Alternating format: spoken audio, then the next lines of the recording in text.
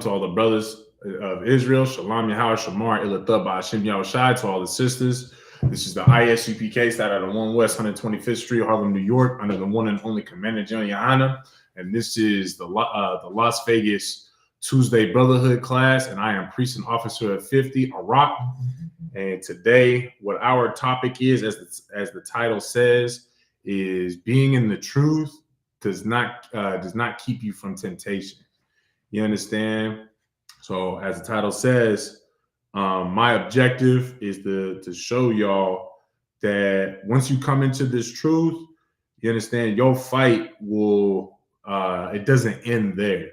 You understand? In fact, in some cases, it actually increases, because once you come into the truth, you start to realize, a lot of the things that you were doing were sins. And of course, the flip side of that coin is, you'll come to find out that a lot of stuff that you were doing actually wasn't a sin, that you thought was a sin. You understand?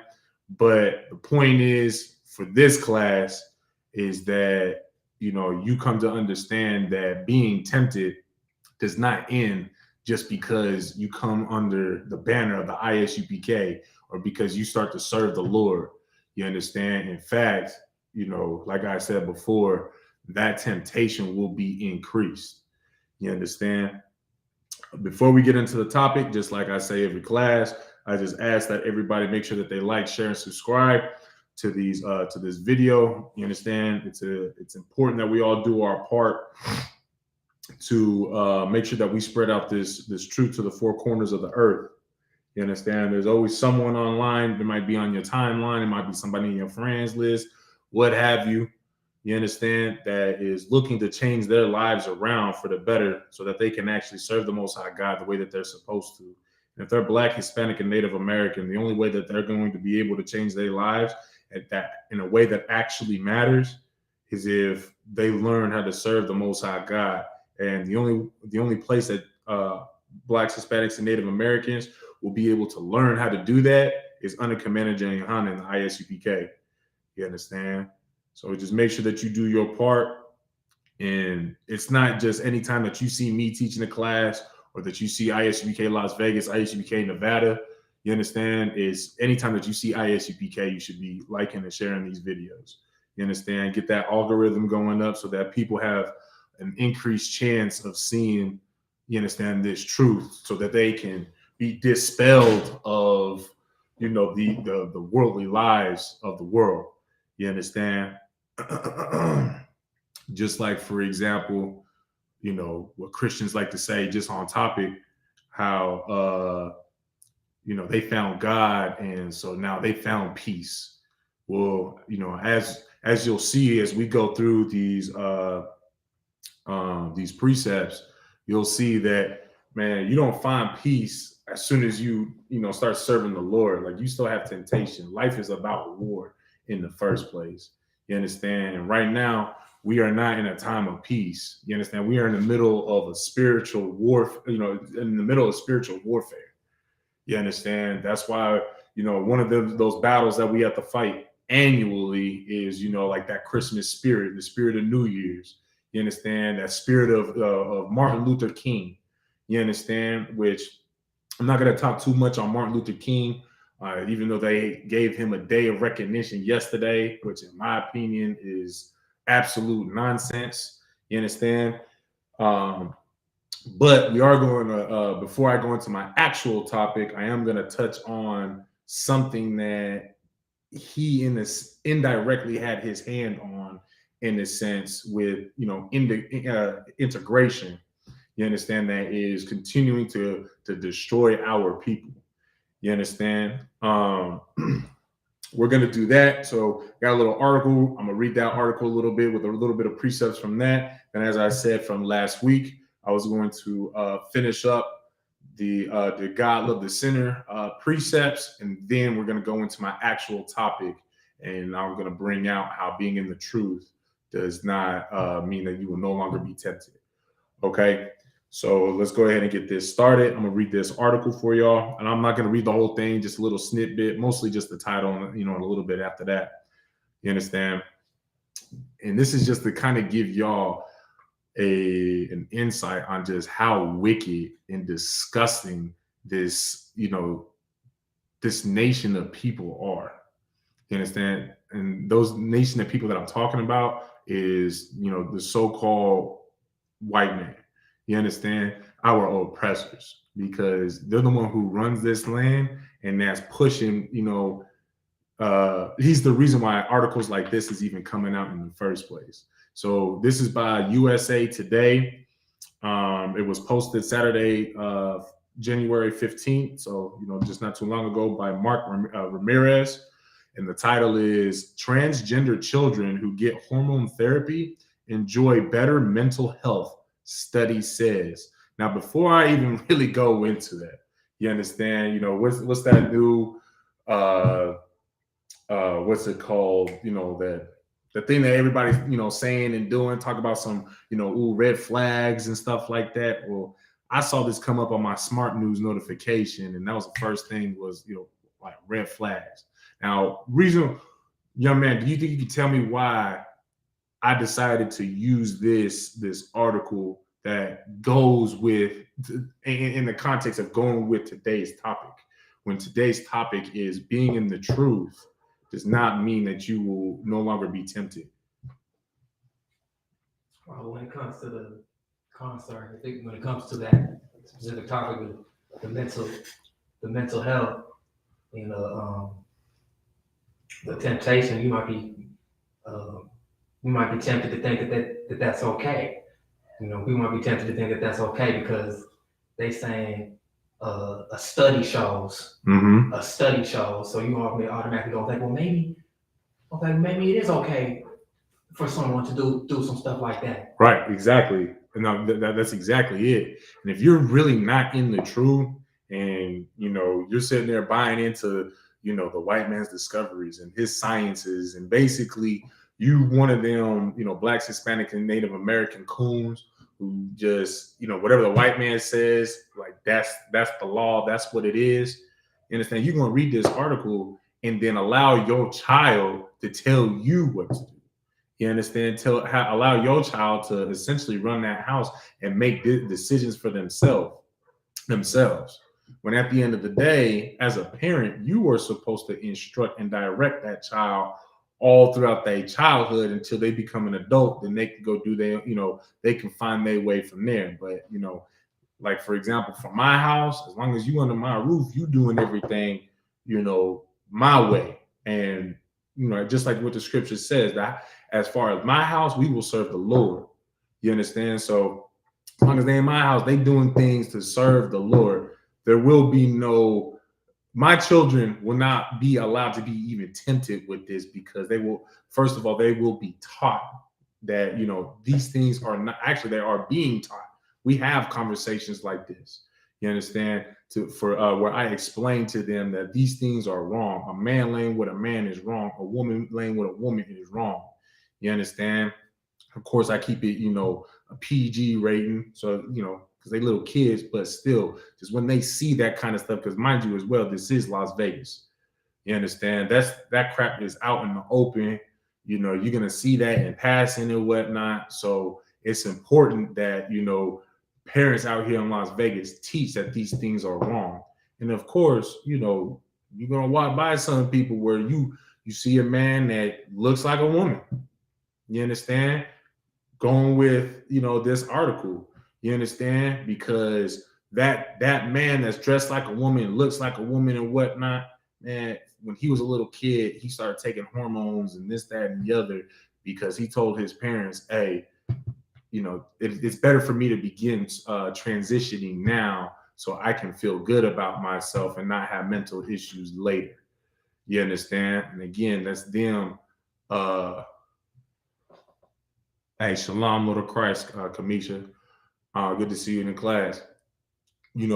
That's them already taking over the household, right? Now, thing is as well, my next question for you, young man, is what are things that you are tempted with? Now, this is kind of a vague question. And of course, you can go in there's many examples, but there's one in particular that sums all of it up into, in one answer. And I want to see if you know. And of course, for those of y'all that are online, go ahead and post it in the chat and see if you know, what in particular is that tempts Blacks, Hispanics, and Native Americans. Concert would be well, what I see a lot of is interracial relationships. Okay, interracial relationships. I mean, you're right. Not what I'm looking for, but that is a part of it. Got anything else? Yeah, you can go ahead and just rapid fire shoot them too. Drug use. Drug use is one. I mean, those are the first two that come to mind. Ain't no thing. So with that though, you say interracial marriages and drug use, which are good answers. Those are things that do plague our people. Where do you think the concept of using drugs, smoking weed, smoking tobacco, having interracial marriages, you understand? Where do you think those come from? A lot of it's pushed through music and television. That's where I see a lot of them concepts that it's through hip hop culture. Okay, so through music, the sister said, it's like if you're not a sister, I believe you are just from your name. I can't really see your pic, so do bear with me. Forgive me if I'm incorrect, but Sister Kamisha said wanting to be taken part of the worldly customs, and that's basically what the answer I was looking for. And more specific is the customs of the other nations. That's really what I wanted you to say, but you damn near said it. You know what I'm saying? You just said it in your own way. You understand? All the temptations that we have is customs of the other nations. You understand? Take, for example, smoking. Smoking in general, you know where that comes from? Whether it's smoking weed or smoking cigarettes, hookah, smoking period. You know where that comes from? It comes from the Egyptians. And what did the Lord tell Moses? What did the Most High God tell Moses after he delivered the Egyptians? After he delivered the Israelites from the Egyptians. Do not do the way, paraphrasing it, but do not stay away from the ways of do not do as the Egyptians do. You understand? So part of that is smoking. You understand that? But that is a temptation. Like you said, it's in our music, it's in our advertisements, it's on TV where, I don't know if you remember this, but they had the Cool Camel advertisements for smoking cigarettes where, it's cool to smoke. It's cool to have a pack of cigarettes. Hell, they even got a goddamn pack of cigarettes called Cool with a K. You understand? It's cool. They make ways for you to go and take on the customs of the other nations. You understand? And quite frankly, one of the customs of this nation, of the Edomites, the people of Esau, a so-called white man, is homosexuality. You understand? Any way that they can make it a little bit more acceptable to be a homosexual, they're gonna push it. Which is part of the reason why, their god Baal, you understand, the way that they depict him now is with a goat head, a woman's, body, because she got breasts, but it's got male genitalia.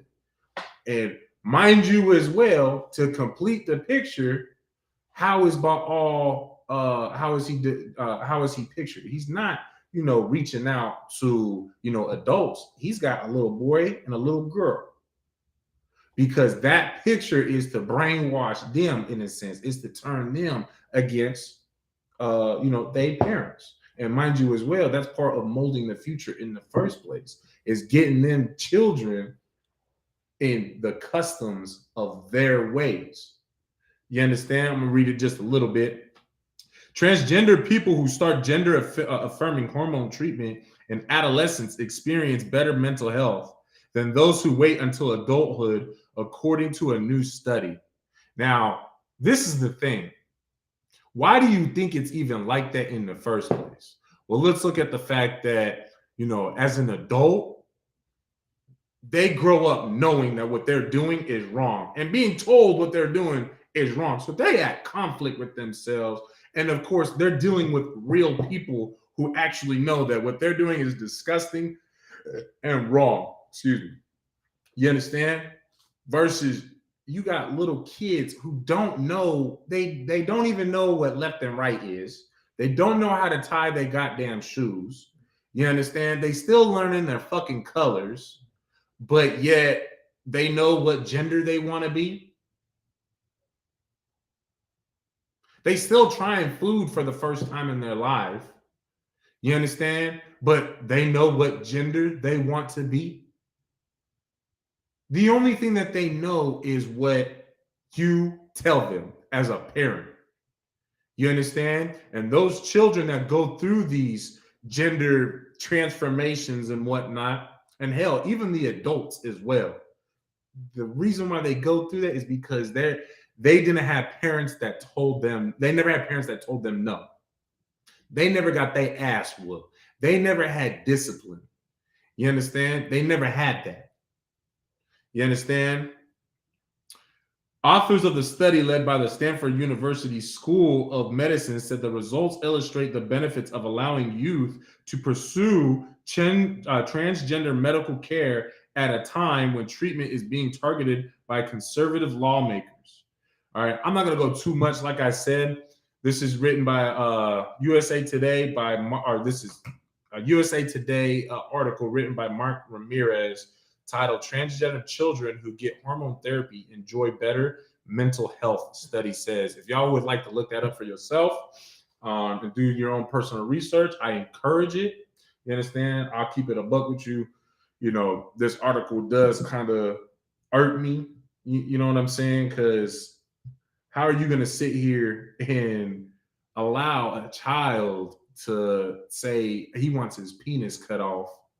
You understand? When he's just learning how to use it in the first place.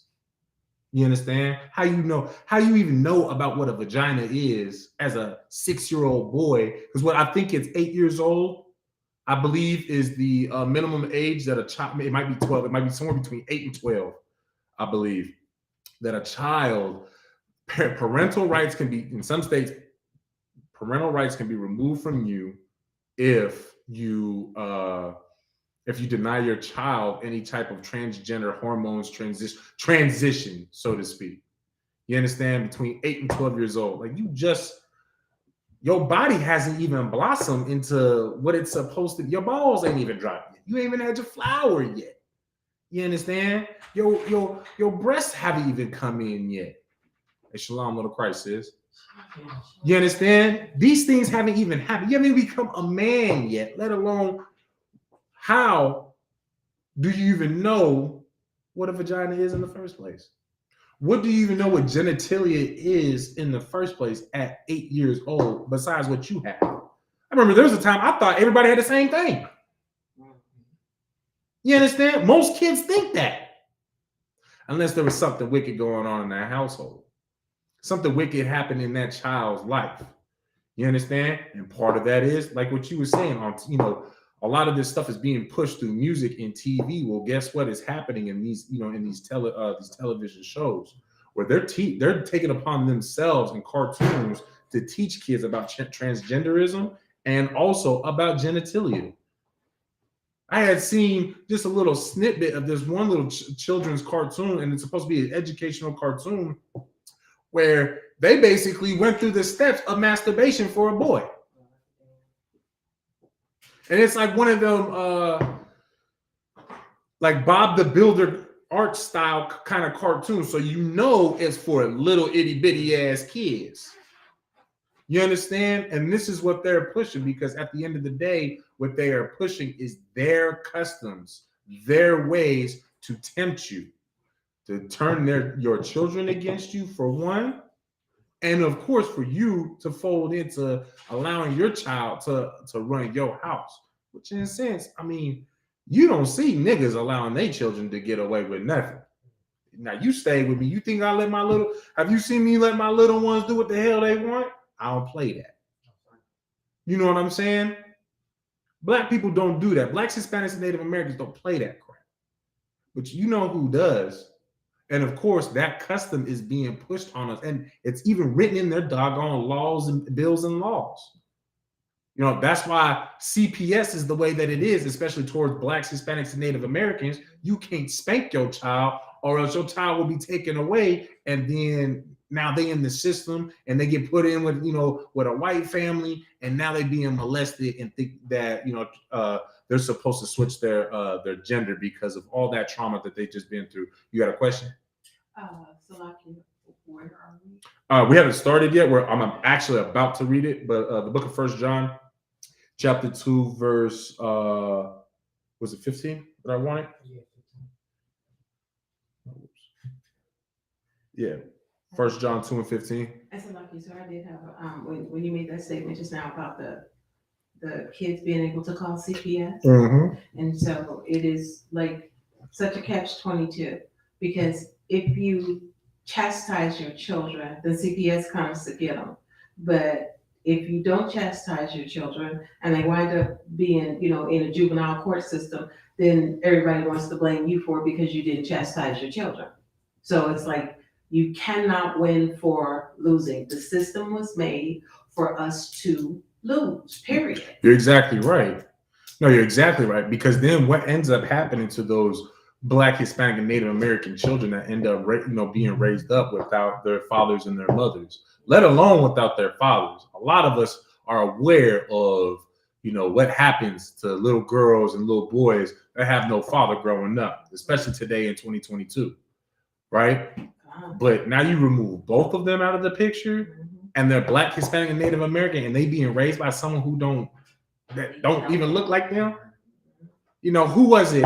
Was it Angelina Jolie? I believe she had African kids though, but she was still putting them little boys in dresses. Charlene Thurman. Okay, Charlene Thurman. But you know who I'm talking? Were they African? Okay, but still, nonetheless, they don't look like her. Have no business. Now, mind you, as well, I ain't defending them little, you know, African booty scratching, little funky ass, you know, Hamites. Not defending them. But what I am putting into perspective is that's being done to my people as well, to my people's children as well.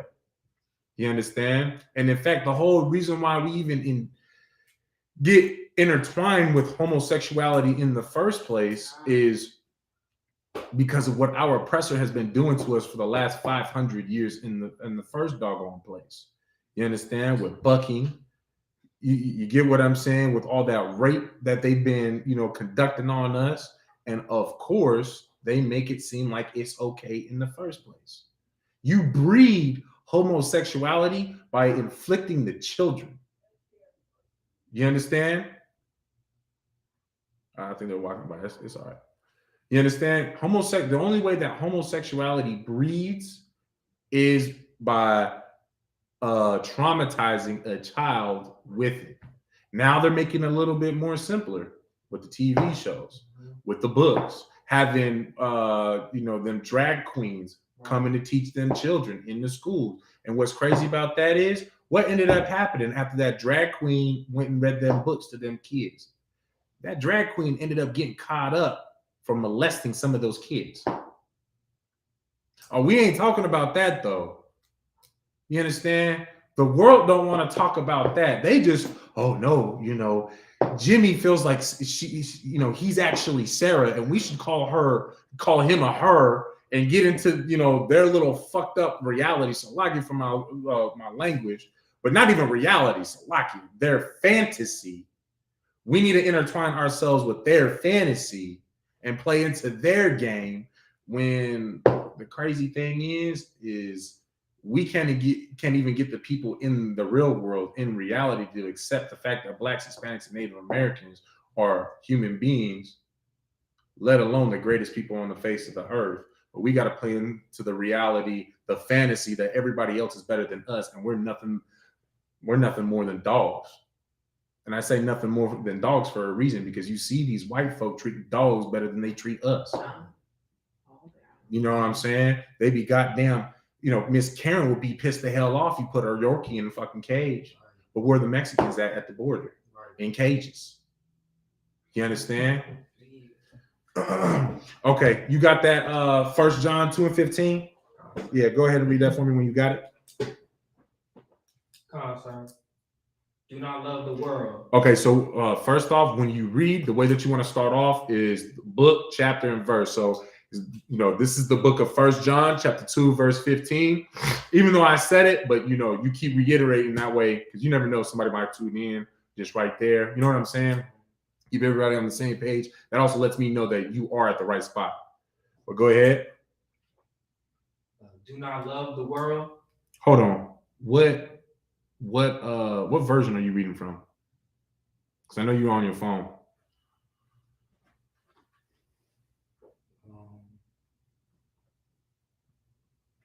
Come on, sir. Yeah, make sure that's King James. It's the King James version.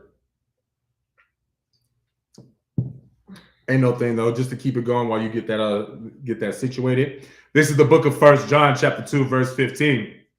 Love not the world. So when it says love not the world, it's saying, the customs, the things that come out of the world. Man, you shouldn't want to do anything that involves with the world. You understand? The customs of Esau, the customs of Moab, the customs of Ham, and so-called Asians, the so-called Africans. You know what I'm saying? You don't want to be involved with any of that. And a very big reason for it is, take, for example, what's going on, since, we read this article, just starting off with that topic, you understand? What gain is a Black, Hispanic, and Native American transgender getting out of being associated with the LGBTQ? You are still at the bottom of their group, of their affiliation.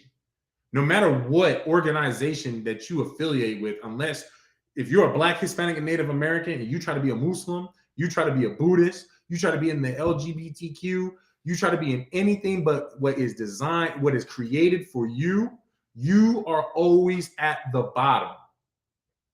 You understand? You can go and fight and actually win both world wars, make a great America the greatest country in the world, but get absolutely no credit for it. In fact, when you return home from shooting, the Nazi bad guys that the doggone white Americans hate so goddamn much, you come back home to realize that they hate you even more because you just won the war, but they're slaughtering you off the bus. Look up the Red Summer of 1912 or 1917, I think it was. I think it's, just look up the Red Summer. It'll come up. You understand? Right after World War I was fought and won, Blacks, Hispanics, and Native Americans were coming off the bus and being slaughtered, being killed for being Black. 1990s. Like, I knew it was in the teens, somewhere around it. Before 1920, I knew that. You understand? You still nothing. You won a war. In their eyes, you just, you fought for everybody's freedom. America is still free. We are not a German-occupied country speaking German here in America because of Blacks, Hispanics, and Native Americans, but you are rewarded with death. Now, what is you think it's going to be any different in the LGBTQ? They wear the same uniform as you, just like in the military. What difference is there?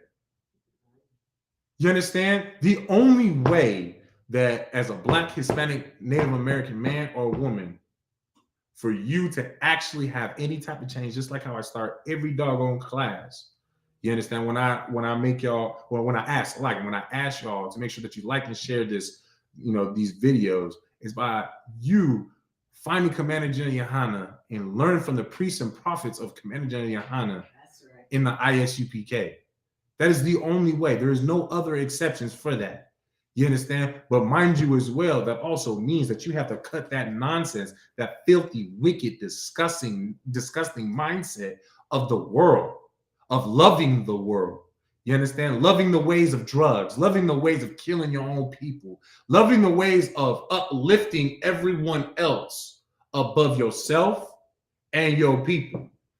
You understand? You need to love yourself and your people and uplifting them and yourself. You understand? Did you get that situated?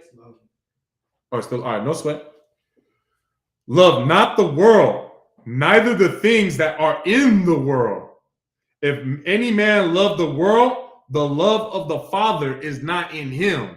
Now, mind you as well, what is the law, which is given by the Most High God? What does the law say about a man who wants to dress as a woman?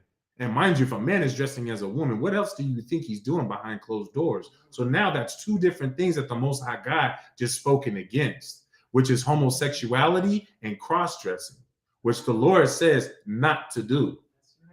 You understand? The Lord says that a man shall not wear what pertaineth to a woman, and also a woman shall not wear what pertaineth to a man. A man should not lay with mankind as he does with womankind, which applies to women as well. That a woman shall not lay with women as she does with mankind. But yet, what do you think the LGBTQ? It's within the doggone alphabet that they stole. You understand? Just like how they try to steal your oppression and put it on themselves. And that's the only reason why they want to even associate with Blacks, Hispanics, and Native Americans, because now they actually do have people who are oppressed in their group.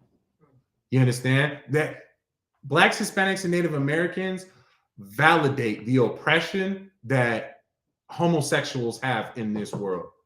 Because in reality, homosexuals have more rights, more protection, and in fact are loved more in the world, in the white man's world, than Blacks, Hispanics, and Native Americans are. Absolutely. You understand that? I pray that you understand that. Moving on. Verse 16. For all that is in the world, the lust of the flesh. You understand? The lust of the flesh and the lust of the eyes. So the lust of the flesh is you saying that, because your body feels like it should be a woman's body. You feel like, women's clothes just feels better on you as a man. The lust of your body is lusting after things that has nothing to do with you, and you're weak. You understand? You're weak because you listen to your body. Aside from drinking water and drinking food, or it's like drinking water and eating food, man, you really shouldn't be listening. You shouldn't listen to your body. You understand? Of course, there's sex, but that's something that you don't need to have. Look at Christ. Christ didn't have a wife. So you think that Christ was out there, I ain't gonna speak on him like that. But you think he was out there laying up with everybody or anybody at all? No, the brother was on a mission. Our king was on a mission. You know what part of his flesh that he did listen to when it was time, because he still even denied his flesh these things, was food and water. But there was times he still denied his body that food and water, which goes to prove that, or goes to show that you are supposed to resist the wants and desires of your flesh, because you really don't need all that food. You don't need all that water. You don't need all that sex. And mind you as well, you sure as hell don't need, that clothing that you just so desire to put on. Them drugs that you just crave to put in your body. You understand? Filling your body up with the customs of the world, not even just the other nations, the customs of the world.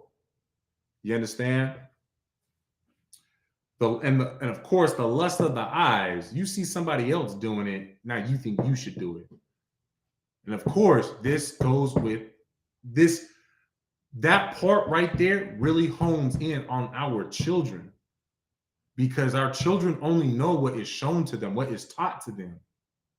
So now, because they are seeing these things with homosexuals and these transgenders, they're thinking that, I'm allowed to do this.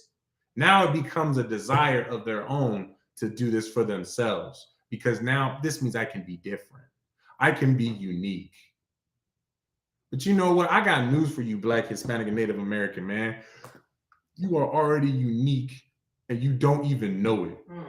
You are of the greatest people, the greatest bloodline, the face of the earth, not the world, something even deeper than that. The entire earth, the entire face of the earth has ever seen, has ever walked on this earth, You are the greatest bloodline to ever be on the face of to ever breathe on this earth.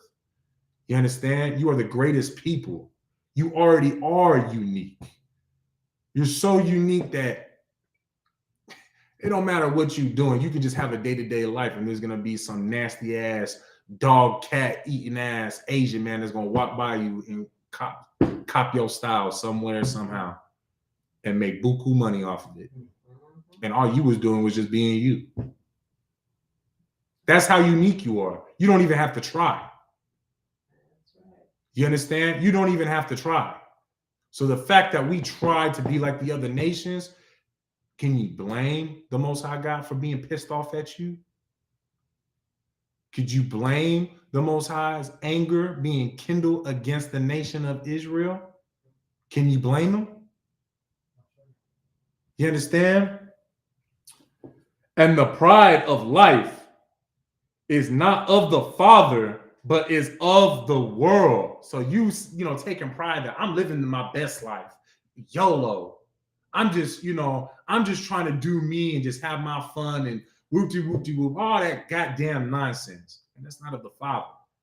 That is not of the Lord. That is not our way. That is not how we are to act. That is what they do, because they do not understand life. They think like dogs. They think like swine. They think like all of the lowly beasts of the field, because that is exactly what they are. They don't have a conscience like a Black, Hispanic, and Native American man. A black, Hispanic, and Native American man has such a conscience that he will see his own enemy going to war and say, you know what, I will help you, and go win that war for them. Prime example being, you don't think that the Native Americans were at even more odds with each other after the colonizers got here? They played a hand because of the deceit of course, but that deceit to get them to love their own enemy. You understand? Then of course it continued on, because what are the Native American Special Forces called in World War II? The Wind Talkers. The Native Americans were so important in World War II that when they had a Native American in their platoon, in their squad, and they thought the squad was about to be overrun, was about to be killed, the first person to be killed was the Native American, because you cannot allow the Nazis to take a Native American as a prisoner to be interrogated, because of the code that they spoke in, and also the fact that they were able to decrypt the encrypted messages that the Nazis had were pushing out. That's how important our people were. Then, mind you, as well, you could just go on and on about the type of warriors and the importance that we have always played in war, in everybody else's war, but our own, because we love the world. We love them. We want to be a part of their customs. We want to be lowly like them. And that's the sad part. You understand? Verse 17, and the world passeth away, and the lust thereof, but he that doeth the will of God abideth forever. Man, in other words, man, all that in due time, all of that nonsense is going to die. That will be done and over with. Don't think that the LGBTQ elemental P is always going to be here. You understand? Do not think that, hell, the CIA, the FBI, the American military, the Russian military, the China military, whatever, any Muslims, Buddhists, what have you, do not think that those things are going to abide here on the earth forever, because those are things of the world. Right. But what will remain here forever is that is of the Lord. The ISUPK, for instance, the brothers and sisters in the ISUPK.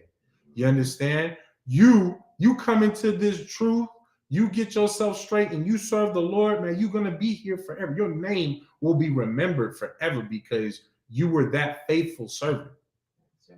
You will have rulership in this kingdom in hell.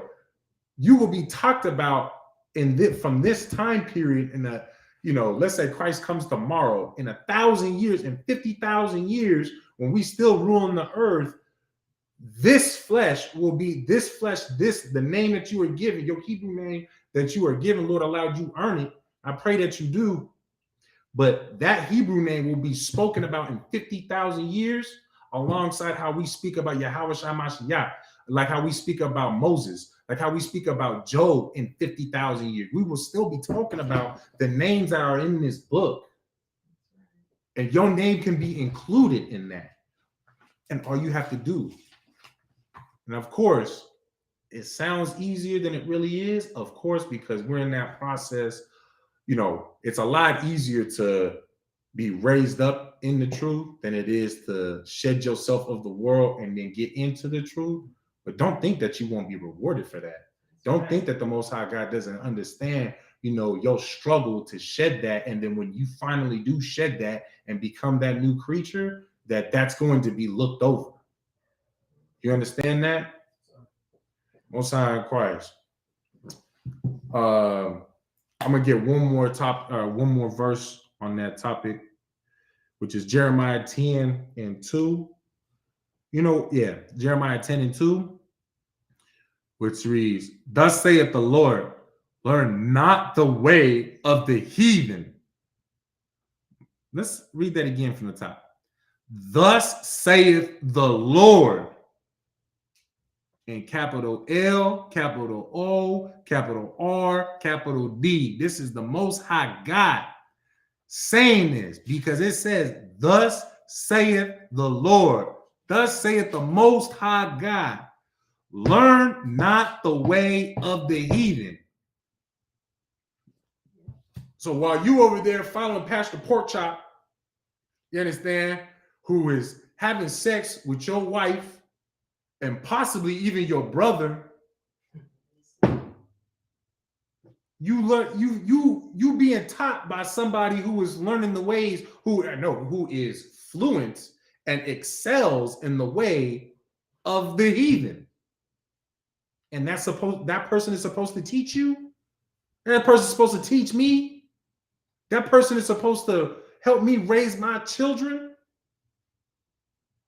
Man, I pray it's because of pastors like that. And of course, let's not forget those LGBTQ Christian churches that are there where everybody is a homosexual.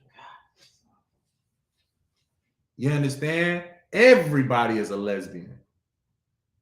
Like it's a gay club, an open gay club. Exactly. You understand? All in the name of white Jesus. Y'all understand that? All right. Okay, so as I said, we're gonna wrap up the last couple of verses I had left out from last week.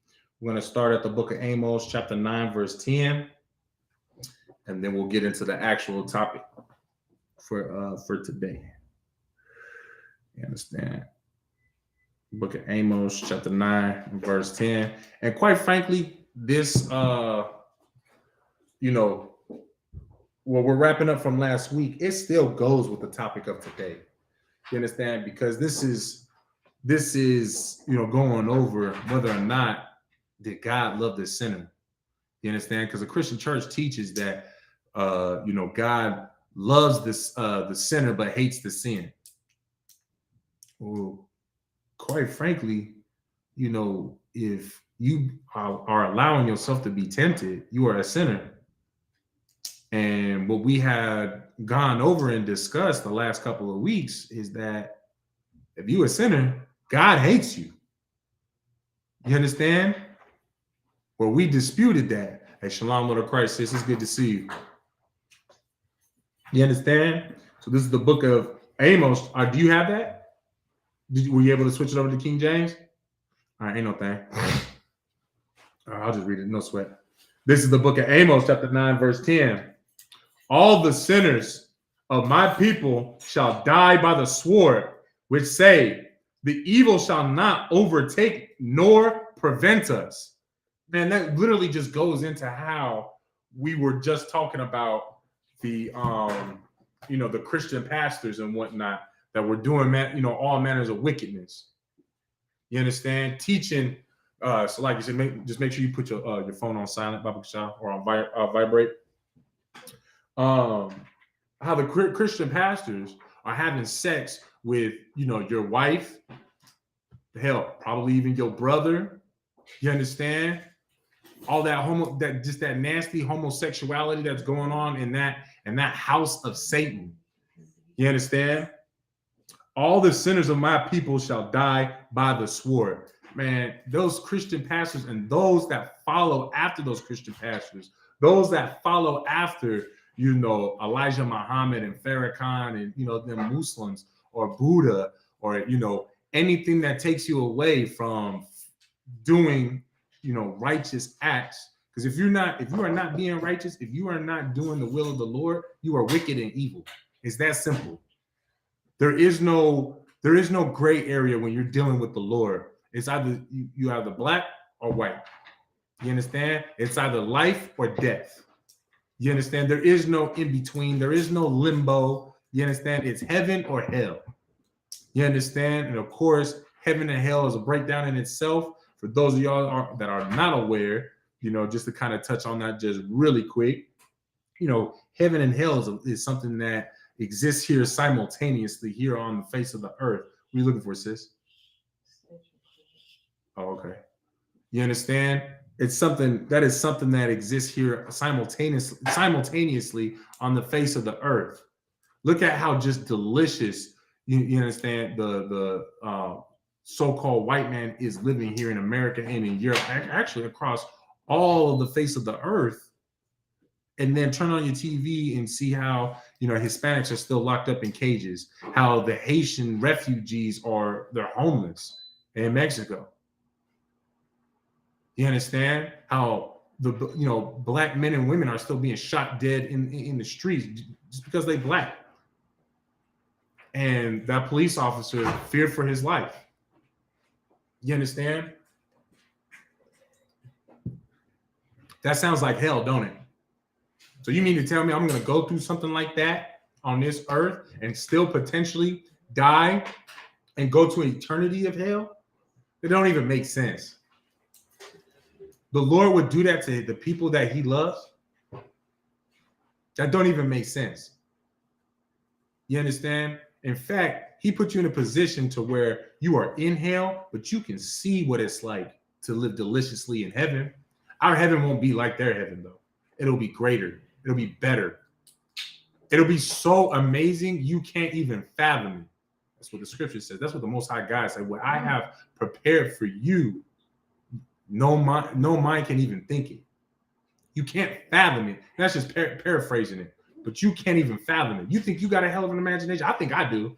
I think my imagination is ridiculous with the nonsense I be telling my rib and whatnot. Just the things that come out of my mouth. I think of some ridiculous things. And I have I can think of a pretty nice utopia for me and mine. But that ain't shit in comparison to what the Most High has already in store for me and mine. When I say me and mine, I'm saying the whole nation of Israel. You understand? I'm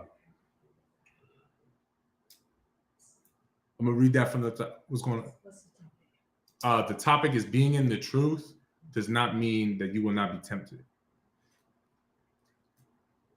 And right now we're at the book of Amos, chapter 9, verse 10. We'll read that again from the top. All the sinners of my people shall die by the sword, man. And mind you, the Lord is going to give you a violent death. You will be killed. Because just think about all that just terrible wicked and that from the wickedness that they teach in the Christian church. Just think about how much violence and destruction comes out of their teachings. Who can give me an example of the violence that the Christian pastor puts in Blacks, Hispanics, and Native Americans' homes? What kind of violence that they are responsible for in our homes? Anybody want to take a stab? Go ahead, sis. I mean, the fighting between the husband and the wife, the physical altercation. That's a great example.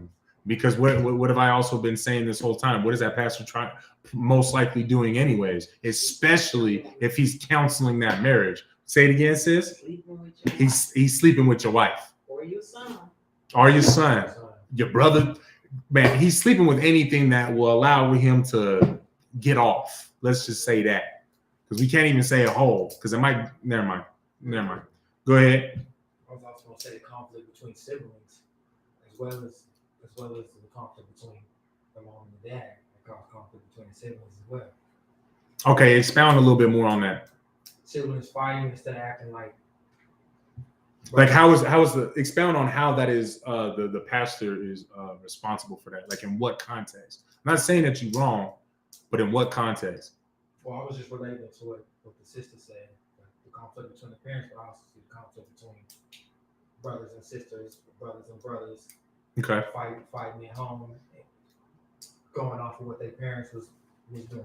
Okay, I'll take that. Go ahead. And I guess to further expound on it is because there is no wise counseling. They like the children he's talking about, they don't have any wise counsel.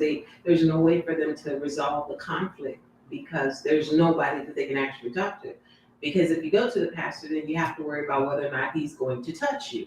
Mm-hmm. And then you can't go to your mom or dad because they're fighting and they don't understand. So, it's like it's this trickle down effect that destroys the entire household, from the oldest to the youngest. Okay. What let's see. Sister Kamisha says making women more dominant than men, controlling the household. That's an excellent point. Kind of goes with what the sister and the brother was bringing out as well, but that's also a good angle as well to go about it. What else, sis? I would think the wife more tend to listen to the pastor more than her husband. Mm-hmm. Which all of that goes all hand in hand. Yeah. Now, I understand that y'all really focused and zoned in on marriage, but that's not the only violence and destruction that the pastor is responsible for in the Black, Hispanic, and Native American households. What about the drug war? Our brothers and sisters think that it's okay to, as long as they go to church on Sunday, and mind you, they don't even wait till Monday. As soon as service is over, they hopping in the whip. If they already got the pack in the back, they go into the doggone corner. They're going to flip that pack. That's violence in itself, because what are you doing? I see you, sis. That's violence in itself, because what is that doing? That is murdering and poisoning your own brothers and sisters. For the most part, we don't sell to white people for the most part. Of course we do. They come our way. They come to our neighborhoods. Of course we'll sell it to them. Upcharge them because we know they got the bread. But still, primarily, who are you selling to? Who are you destroying? Your own. You are selling to, your sister's pregnant mother. When I say sister, I'm saying, because all Black, Hispanic, Native American women are our sisters. Prostitution. The sister said prostitution, drug dealing, gang banging. Exactly. All of those things the Christian pastor is responsible for, because when does he teach against it? He teaches that when you go do these things from after service up until you come back next week, as long as, when we pass around that collection plate, you putting into it, man, you good. You understand? All is well. All is well that ends well, because at the end of this service, the way that it ended is his pocket is fat and you're still poor and broke and destroyed and still killing your own goddamn people. You understand? Go ahead, sis. I ain't forget about you. Okay. So, Lucky, if it comes back to mind, you want to say, just raise your hand again. Oh, go ahead, sis. So I typed it in the chat, but the abortion agenda. Abortion, and that's because where does he speak against that as well? When? And it's not even he, it's she as well. We're dealing with female pastors. Go ahead, sis. I want you to forget again. For the first, because I grew up as Adventist, and seeing how the first day churches behave different from Seventh-day Adventists, because they're more into the health reform. The very first time that I saw on the church premises, people were able to smoke their cigarette after church on the premises in the parking lot. To me, that was like, wow. No regards for even the creator, you know? No, right. And mind you as well, what did we talk about earlier? That is a custom of the Egyptians. That's a custom of the world. That is the world's custom. That is not a custom of the Lord. And in fact, since we just came back to that, you know, we're going to prove, you know, that is something against, you know, that is wicked in the Lord's eyes. You understand?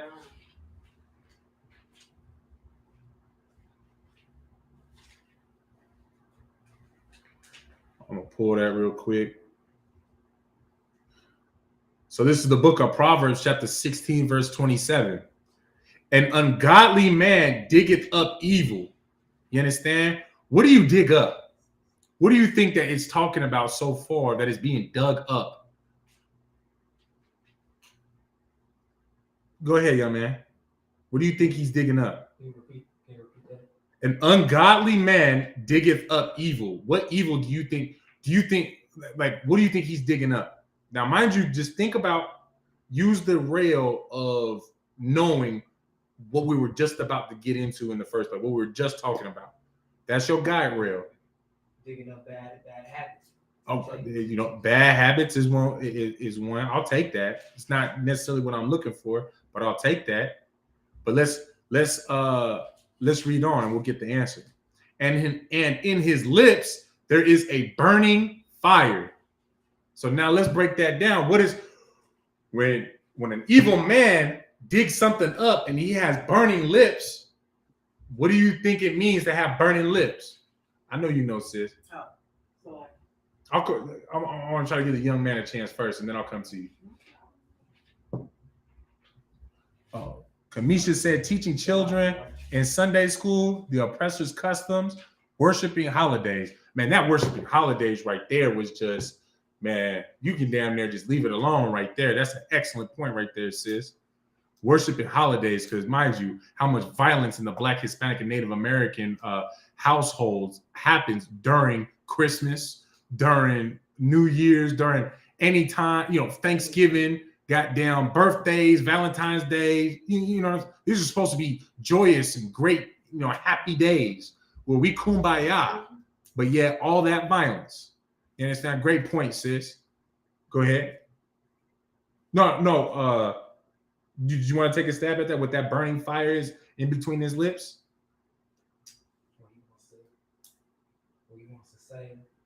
What he wants to say. This is a little bit more literal than you think. Like I said, use the guide rail of knowing what we were just talking about in the first place. The custom, you know, the Egyptian custom of smoking. What burns in between your lips? A cigarette. Give the young man a hand. It's a cigarette. So now when you go up and it says an ungodly man diggeth up evil, what is it that he's digging up? You got the floor? Like I said, bad habit, but give me a little bit more. Because like I said, this is a little bit more literal than you think. Take, for example, I don't know if you've ever grown weed or even tobacco, right? But is it safe to assume that you kind of have at least an idea of how they get down when they go to harvest? Yes, sir. What's part of harvesting? It's trimming. It's digging it up, right? Especially when you want certain strands to cross and whatnot, right? So what is he digging up?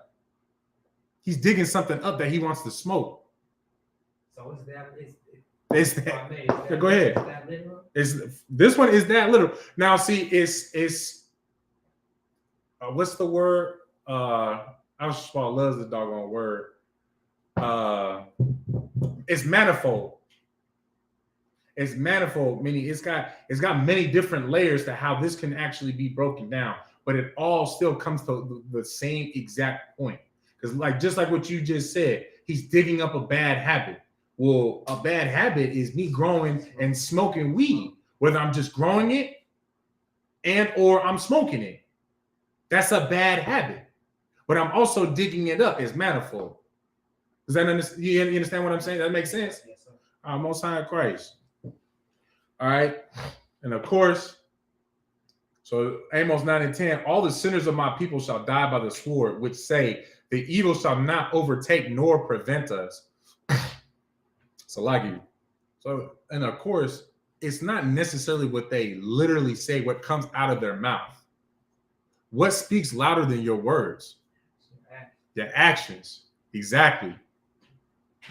So if you keep doing something, oh, did you have something? I was going to say that, they speak lies. There's no truth within them. Mm-hmm. Because if you're telling half truth, it's a lie. That's what April Fools is about. Giving some truth and some lie together, untruth rather. No, right. No, you're right. No, you're right. Because April Fool's is about bamboozling people thinking that January is the beginning of the year, when the beginning of the year, life begins when you first sprout, just like when springtime happens. Come on now. The Lord said that he is not the author of confusion. He's not going to have you believing that, the new year on earth begins in the middle of dead winter when everything else begins when it first sprouts. That's a little confusing, isn't it? That's not the Lord. That is not the Most High God. No. You understand? The evil shall not overtake nor prevent us. So what I was saying though, when you sit there and do things time and time again, over and over again, what you are saying is, man, ain't nothing gonna come my way.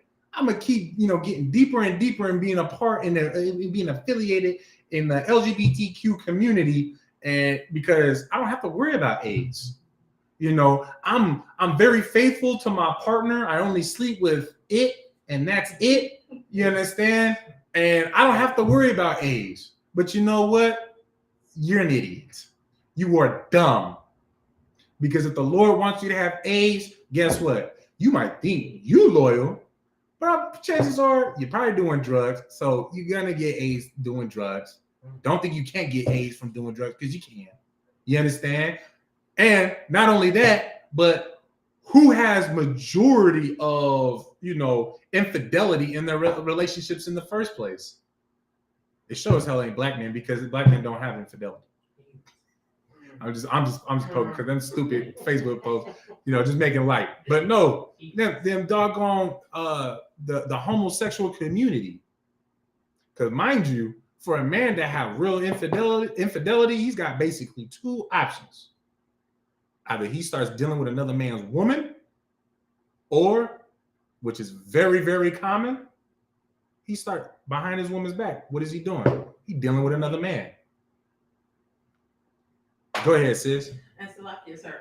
So it's like, and AIDS is not the only way you can die, because the Most High say that he gives life and he takes it away. No, right. No, right. So, there, and like you were saying, I'm just so trustworthy. It's just me and my partner. Well, hell, the Most High can let you get hit by a bus. I mean, no, right. You know what I'm saying? No, right. You disobeying. You exactly he right. will take you out. It doesn't matter. No, you exactly right. But my thing is as well, because I see you, sis. The thing about that is homosexuals are getting even more bold, because they got the. They don't say that it's necessarily a cure, but it's damn near a cure, where there's some medicine that you can take. I think it's called like pre-up or something like that. They got it they got posters of it at the bus stops, which is crazy. Go to the east side, look at the bus stop. There's big old posters that talk about, are you on pre-up or whatever it's called, and you can test positive for HIV and I'm not going to say AIDS because I'm not sure about AIDS, but you can test positive for HIV, and then once you take it long enough, it'll clear you. Go ahead. Oh, wait, no, Salagi. No, the sister has something first. Also, you may be faithful, but your partner may not be. I was gonna get on that. You're exactly right. We're gonna revisit that thought though. Go ahead, sis. And Salakia, so we're talking about now they got a cure for the AIDS, right? So They don't say necessarily cure, but I mean, it's right there. It's Right. supposed to help you, right? Right. So, and this is gonna keep happening. We are in Egypt once again, and every plague that hit the Egyptians in the old days, every one was worse than the one before. So, okay, go be LGBTQ and think that this thing is gonna help you. But the Most High got a pandemic going on right now that's wiping people out all over the place. No, facts. Exactly. So, I'm like, go ahead and do that with alphabets if you think No, they're right. tough enough. And like what this, But he got something for you. no, right, exactly. And like what the sister is saying, that I also wanted to bring out myself was the, you might be faithful, but your partner ain't. You so trusting in man that it's man that ends up effing you, figuratively and literally. You understand? It's them. It's his fault, her fault, its fault that you end up, with whatever disease or hell. I'll say, if you a heathen, man, I hope that bus do take the both of y'all out in that car at the same doggone time. You understand? But of course, no, exactly. It says the evil shall not overtake nor prevent us. And that's because, you acting like that's not going to happen, it's going to happen. You understand? The Lord will make it happen. We're going to drop that. It's not a cure. It just prevents you from spreading. Right. Kind. Sister Shamaya has said it's not a cure. It just prevents you from spreading because you can't even test for it anymore once you get to a certain part or a certain point. But once you like if you miss a cycle of taking your medication, you just screwed yourself basically. We're gonna drop. I do see you, sis. We are gonna drop that. Go to the book of Psalms, chapter 97, verse 10. Go ahead, sis. So I was just looking at Amos Uh-huh. again, Uh-huh. and the Christians always talk about he hates the sin, but he loves the sinner. Before you go on, I'm just saying you do realize that that's what I'm finishing up is that topic, that exact topic. Oh wow. Yeah, that's yeah. But go ahead, finish your question. I was looking at that and I was like, oh, but I thought they said he loves the sinner, but he hates the sin. But this said that all the sinners of my people shall die by the sword. Oh yeah, that's the topic. That is what I saw, right? We saw that, right? Yeah. No, okay. Kind. I was just checking. Ain't no thing. Go ahead, young man. Book of Psalms, chapter 97, verses 10. No, Psalms, chapter 97. Oh, 97. Yeah. 97. And then verse 10.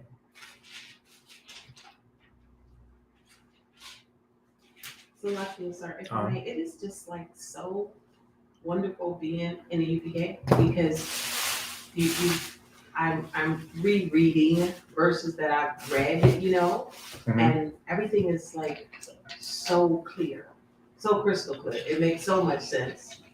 And it's just, thinking about all the things that the Christians taught and teach, and it's so far from the truth. Right. No, right. You stop learning or stop leaning on your own understanding, and not only does the scriptures become a little bit more clear, but the way that you should maneuver in this world, becomes even more clear as well. You know what I'm saying? Like the wisdom that you get out of just understanding that, something simple in Genesis, like that, there was 1,000 years that had passed before Adam had even been, received the breath of life. You know what I'm saying? Like something as small as that is like, like for me, it was life changing. I know that was one of the first breakdowns that I got, you know what I'm saying, was, you know, that Adam and Eve weren't the first two, let alone the only people on the, you know, who populated the face of the earth. The only time something like that had happened was, you know, with Noah's sons, or Noah's family. But mind you, it wasn't Noah and his wife. It was Noah's three sons, Shem, Japheth, and Ham, who all, you know, that was three men with three women. You know what I'm saying? That's, you know, that for me, that was mind blowing. That blew my mind away. And hell, quite frankly, that became, you know, my new drug. You know, find, like, learning that kind of stuff out, like that was just addicting for me. You know what I'm saying? And, you know, mind you as well, 5 years later, here I am, you know, here I still am. You know, Barakatah Yahweh, why Yahweh Shai, get the Lord a hand. You understand? All right, so we're at the book of Psalms, chapter 97, verse 10. Ye that love the Lord hate evil. He preserveth the souls of his saints. He delivereth them out of the hand of the wicked. So, you know, what is evil? What is evil in the sight of the Lord? Who can tell me? Go ahead, sis. Get your hand up first. Breaking of any of the statutes, laws, and the commandments that he has set before us. Okay, so because now you just learned what that topic was, what's another way to put it? Being disobedient. Not what I'm looking for, you're right, but not what I'm looking for. You want to take a stab, sis? Repeat the question. When you conduct evil, what is another way? What are you called if you conduct evil? What's another way to call? What's another word to call you for someone who's an evildoer? Oh. Yeah. Doesn't come to mind. Want to take a stab at it, young man? Sir, I would say sinner. A sinner, exactly. It's a sinner. So, ye that love the Lord hate sinners. Again, you know, because like I said, that is that topic from before, which still flows into, you know, the article that we started the class on with that whole transgender BS with the children. I don't know if y'all heard it earlier because y'all came in a little bit late, you know, slavery and whatnot. But basically what the article said was that studies showed that children who begin the hormone treatment and transitioning to become a transgender, they do better with mental health than adults who begin that process. Yeah, so that's what the study says. And mind you as well, that's part of, you know, being in the truth does not keep you from temptation. And that's why we're going in on the things that we're going in. You understand? So, ye that love the Lord hate evil. He preserved the souls of his saints. He delivered them out of the hand of the wicked. So, of course, man, you do what you're supposed to do. The plagues, the wrath of the Lord will not touch your house. That's right. You understand? Just like what you can read in Exodus with Moses and the Israelites in Egypt. You understand? When you do as you are commanded of the Most High God, which was something very simple, drain the blood of a lamb and put it over your doorway. You do something as simple as that, or as simple as just making yourself separate from the other nations. I will not send the spirit of death against you. I will not take your life. I will not kill you. Again, that's a prime example as to that shows that the Most High God does not see gray. He sees them black and white. There is no in between. Either you want life or you want death. You want to be like the Egyptians or you want to do as I tell you. You understand? There is no in between. You understand? So if you hate sinners, it's because you love the Lord. Because the Lord hates sinners. You understand? Verse 11, light is sown for the righteous and gladness for the upright in heart. Verse 12, rejoice in the Lord, ye righteous, and give thanks at the remembrance of his holiness. You understand? Give thanks at the remembrance of how his holiness is him being separate. You understand? Because mind you as well, what is one thing that you can relate with all gods of all the other cultures that you cannot relate to, our God of the Bible? Well, take for example, in all the Romans, the Greeks, the Hindus, the Buddhas, all of them, they have some sort of the Egyptologists, they all have some sort of connection of homosexuality within their stories that their gods conducted. But you will not find any of that aside from God. I see you says, aside from God punishing homosexuals.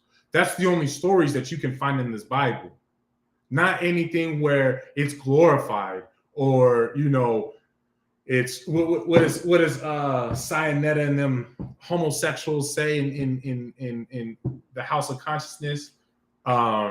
It's just an algorithm. It's just what does he call it?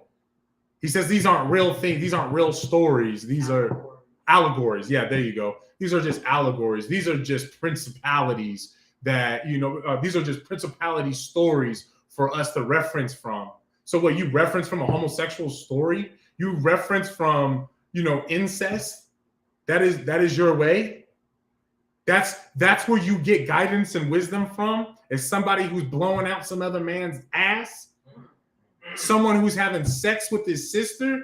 Well, guess what? If you're a Christian, that's you all over again, because that's who your white Jesus is Caesar Borgia. He killed his own brother. Oh, no, he slept with his sister and killed his brother. Yeah, that's what it was.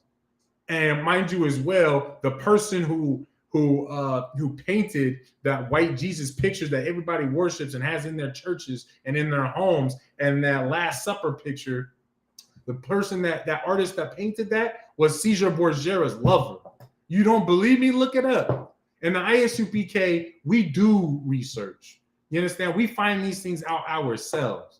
You understand? And I just challenge you to look that up for yourself so that, Lord, allow you can stop being goofy and stop being wicked, more importantly, and come and serve the Most High God like you're supposed to, Black, Hispanic, and Native American, man. Sis, you had something? I was lucky, sir. I was just thinking, and I'm sorry about the grin. Most High is just awesome, and I can't help it. But I was thinking that with the question that you asked, the other thing is that all of these other, the commonality that all these other religions and stuff that they have, that we don't, the Israelites, every single God that they have, they created their gods by their own hands. But our power created us. I mean, he created everything. But the Buddha, the Shiva, the whomever, they made all of those gods themselves. And that used to trip me out. It's like, how do you make an object? And then you give that object that you made power over you. That it just like boggles the mind. You created that thing. So now how does it have power over you? So what's crazy about what you just said was actually, hey, I don't know if you realize what you just said is as they make those gods in their images. And our God made us in his image, right? So they made that God that they created, that they give that power to, in the image of what empowers them. Because mind you, your God, what is the word, the Hebrew word for God? Elohim, right? So Elohim means what? Power. God just means power. So when we're saying the Most High God, we're saying the Most High God power. It's the man with all the power. You understand? That's who gives us, I see you, sis. That's who gives us power. You understand? So he gives us power as long as we walk in the image he set after us for. That's the only way that you receive power. But how does a homosexual get his power? How does a chematologist get his power? By following after the image that they created and said, you know what, he was a homosexual, so I'm going to be a homosexual because I'm like him. Y'all understand that? That's how they empower themselves, and they put themselves in that position of power. But when you follow after the image that the Most High God has sent for Blacks, Hispanics, and Native Americans, he will set you in power that cannot be faltered, that cannot be taken from you, as long as you stay in that image. I pray that y'all understand. Go ahead, sis, you had something? I also wanted to add to her is that our Creator is a living being. There's a That's right. There's it's not a living being. No, right. So exactly. That's how much power that we have. Kind. No, you're exactly right. All right, y'all got anything else? Anybody? No, going once, going twice. Drop that. We're going to go to the book of Job, chapter 9, verse 24.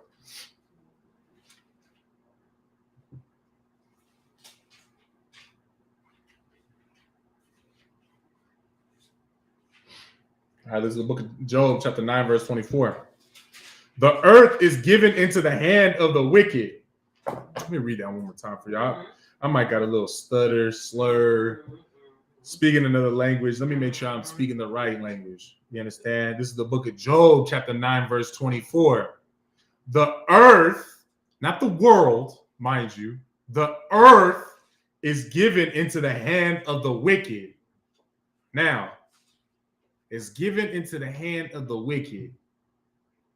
Let's look at who has the most military presence throughout the whole world. Don't even got the largest military, mind you, but has his hand in every single part of this earth.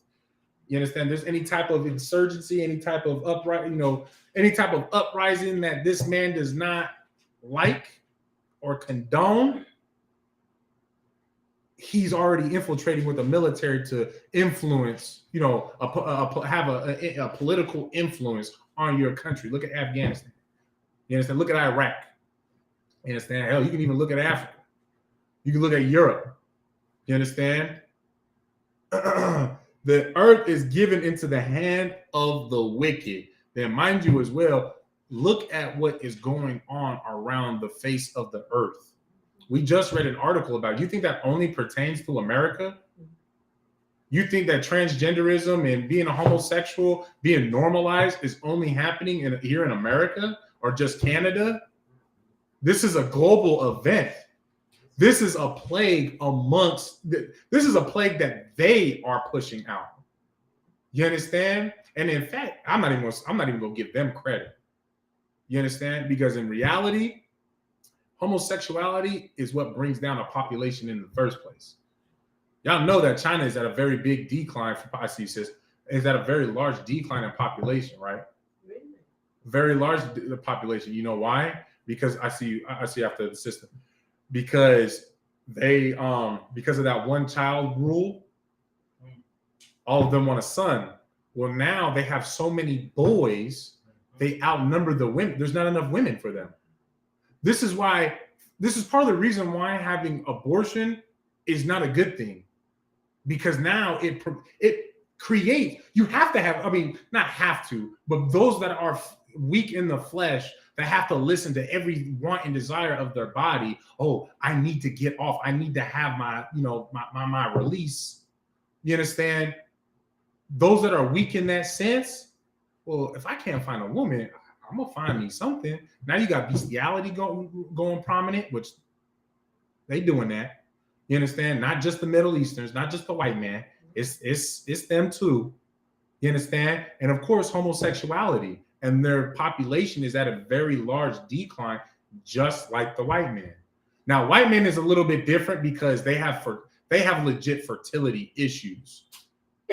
But the Asians, they are at a decline because they set up a dumb system. They actually they're trying to correct it by, which it is actually working. They uplifted the law of one child to having 2 to 3. You can have 3 or 4 with proper paperwork. But yeah, they're trying to reverse that. But go ahead, sis. You had something. We're talking about. I was going to say, just being in Germany, there, it is against the law to even speak against homosexuality. You will go to jail for that. Not happening just here in America. And before I go to the young man, I saw something like a quick little short video on Instagram, one of them videos, and it was a sister from the UK, right? The sister, first of all, she needs a goddamn flyer. Somebody needs to find her and direct her to the UPK, because she already knows what the hell is going on, first of all. But secondly, she says something that was very heavy that, Commander General Johanna has been talking about for the longest. You understand? That the ISUPK has been talking about for the longest. You understand? Something that we all talk about the fact that, first of all, we're spread out to the four corners of the earth. But with that being said, no matter where you're at, you are still in the same position. No matter what, we're at the bottom. You understand? And what the sister was bringing out was, just paraphrasing, but basically what she said was she found it very funny that the only time that Black people in Britain are British is when Black people are fighting their wars and fighting, doing things to uplift Britain. But the moment that Black people start to stand up for themselves, now that they're not Britons, now they're I don't want to put words in her mouth, but basically she said that, they're lesser than people. She said something along, a derogatory term. You understand? We're all going through the same thing, no matter where you're at on the face of the world, because you know what? At the end of the day, the wicked own it. That's right. Their influence is across the entire face of the earth. The influence of the world spreads across the entire face of the earth. You understand? You had something? Oh, go ahead, young man. You already answered my question. What was your question, if I may? When you brought up the one child rule when it came to China. Oh, okay. I was gonna bring that to. Oh, so you was already hip to that. Yes, sir. You see, we don't talk nonsense up here. We actually teach real things, real world events. We actually teach the goddamn Bible and how it also compares to what's going on today, right? So you starting to see that for yourself, right? Most High Christ. Go ahead, sis. Oh, I thought you raised your hand again. No. All right, no thanks. Go ahead, sis. So like you said, so just to piggyback on what you said, 7 continents make up the existence of the earth, right? Uh-huh. We are on all 7 of those continents, and everywhere we are living the exact same way. Right. On every single landmass, we're at the bottom Right. of everything. We're getting treated the worst. We have the least amount of anything, except for when it comes to sicknesses and stuff. Now we got good numbers on that because we're being very disobedient to the Most High. But that we should understand that we are those people. Right. There's nobody else on the face of the globe that goes through what we go through, have gone through, and are still going through. Nobody. Everybody else has been able to get pulled up or whatever, except for us. We just, and it's really sad that people haven't waken up to that. But I guess the Most High will wake them up when he gets ready. No, right. And that's part of the reason why we start off every class. Myself, slacking for rank order, Officer Shabal, Officer Bakar, Officer Shalaman, myself. That's why we start off every class, and that's just for Vegas. But of course, that's all from the generals, captains, officers down. We all start off our classes with, letting everybody know, make sure that you like and share these videos so that we're able to spread this, this truth out to the 4 corners of the earth. You understand? And that's why it's everybody's responsibility to take part on, liking and sharing these videos to up the algorithm. But also, there might be somebody on your timeline that's like, going through some struggle. They click on that doggone video and you just indirectly just help that, save that brother's life. You understand? You just indirectly assisted the Most High God with delivering his people from the oppression of this world. You understand? That's exactly why we do it. We say that in the beginning of every class. You understand? We read that from the top, Book of Job, chapter 9, verse 24. The earth is given into the hand of the wicked. He covered the faces of the judges thereof. If not, where and who is he? You understand? Now, this right here even goes in a little bit further to single out who exactly that wicked is. It's not just a generalized wicked, like as if, there's a confederacy, because mind you, there is a confederacy amongst all the other nations. They're all wicked. But this right here is letting you know that there's one in particular that is leading. There's a leader of the confederacy of wicked nations. You understand? And it lets you know right here when it says the faces of the judges of Salakia, he covered the faces of the judges thereof. Who are the judges? Somebody give me an example of a judge that his face was covered. And I'll give you a hint. This all happened during the so-called dark ages. Bonus points if you can tell me why it's called the Dark Ages in the first place and what time period the Dark Ages was. Go ahead, young man. Marcus, are you talking about executioners? Executioners? You said the Dark Ages. Uh-huh. So when you think about a judge with his face covered, I think about No, that's not a judge. That's an executioner. Ain't no sweat. You gotta. That's it. You don't want to take another stab. Ain't no thing. See, mind you as well. And Salakia for laughing. If that made you feel a certain type of way, I will say Salakia. But I want you to know this: there's nothing wrong with putting out the wrong answer. If you think you know, or you just got a question, I'm the type of brother that just likes to poke fun. Salakia, if I did make you feel a certain type of way, Salakia. But there's no such thing as a dumb question. If you don't know, you don't know. And there's no such thing as a wrong, oh, there is a wrong answer. But you know what I'm saying? There's nothing wrong with saying the wrong answer. You come to class to learn in the first place. You understand? This is where you actually learn. You understand what I'm saying? Go ahead, sis. So the Dark Ages is during the time that Black people ruled over in Europe. Right. And when they covered the faces of the judges is when the Renaissance age came through, and they Right. started to take, the faces of the saints and Yahushua, and they painted them white. They changed they took our book and just literally whitewashed it. Now give me an example of a judge That his face was covered. Paul was King David was a judge, a king, a judge. There you go. Paul. Go ahead, sis. King James. King James wasn't a judge. He was a king. But you are right in the sense that his face was still. I guess. Well, you could still say he was a judge though, because he was the king of the land. I was more so looking for judges of scripture, but nah, you're right. You are right. Because as a king, he's still to judge. His duty was still to judge his land, the people of his land. Moses, Samuel, Samson. You know what I'm saying? You go through the whole list. I mean, you will never find a Black man in Christianity. Right. That's the point. Oh, unless you're reading the story about how in the Mormon LDS story about how a white person was cursed to become Black. You understand? Mm-hmm. Unless somebody was being cursed and that's why they are Black in some sort of sense like that. But what I'm talking about is the truth about what we can read and what we can prove. You understand? So we are led to believe that all the men of the Bible are white, covering the face of the judges. Right. Because at the end of the day, who are we supposed to follow? I see. At the end of the day, who are we supposed to follow after? Our own people. Right. Now, of course, before we get too lost in the way that our people look like. We're not into colorism in the first place, right? We all understand that.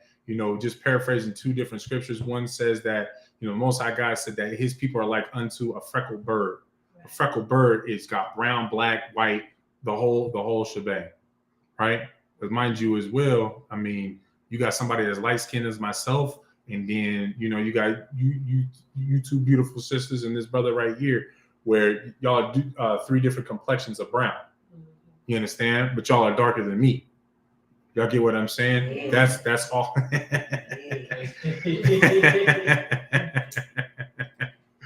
But the point is we're not even into colorism in the first place. And there's the other scripture as well, where the Most High says that Ephraim is like unto a cake that has not been an unturned cake. You understand? If you don't flip a cake over, what happens? One side's going to be white. The other side is going to, it's just going to darken out, where it just goes white, tan, brown, black, blick, purple. I'm just playing, but you know what I'm saying? It's the entire shade. And it's not even, that doesn't even just pertain to Ephraim. That's all 12 tribes of Israel. You understand? That's all of us. Because again, His people are like unto a freckled bird. So we don't even do colorism, right? But at the same time, the judges where we need to pay attention to, our main focus, which are being discredited, is people like Paul, like Jacob, like Yahushua Mashiach. You understand? Moses. There's a reason why, the Lord even had them to be the color that they were in the first place. You understand? After that, it doesn't matter. Understand that. After I see you, sis. After their skin color, it really doesn't matter. The reason why their skin color actually matters is because it's just the simplicity of the Lord had them like that. That's it. That is it. You understand? Like, for instance, it just made sense to have Moses to be a black man and then go through the whole scenario of put your hand on your bosom. Now take it out. It was white as snow. Now put it back onto your bosom and take it out. And now it was restored. Well, what was the color before? It was white as snow. What is the color after he told him he had restored his skin color? Why was it that Esau, his skin color was even, annotated in the first place?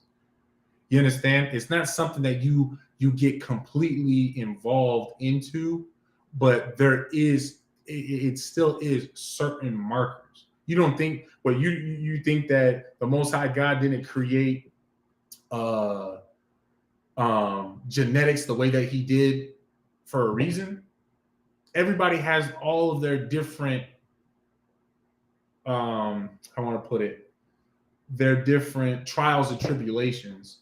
You understand? Because there's going to be things that I go through. Like, take for instance, the fact that I've got, my mother is a heathen. That's something that you will never understand. You understand? That's something that none of y'all will ever understand. In growing up, being outside of the truth, looking the way that I look, and then having that confusion growing up. That's something that a lot of y'all will never understand, but I understand that. And I, Barakatah Yahweh wa Yahweh Shai, I was able to overcome that. You understand? Yes, sir. So the colorism ultimately doesn't matter. What matters is your goddamn spirit.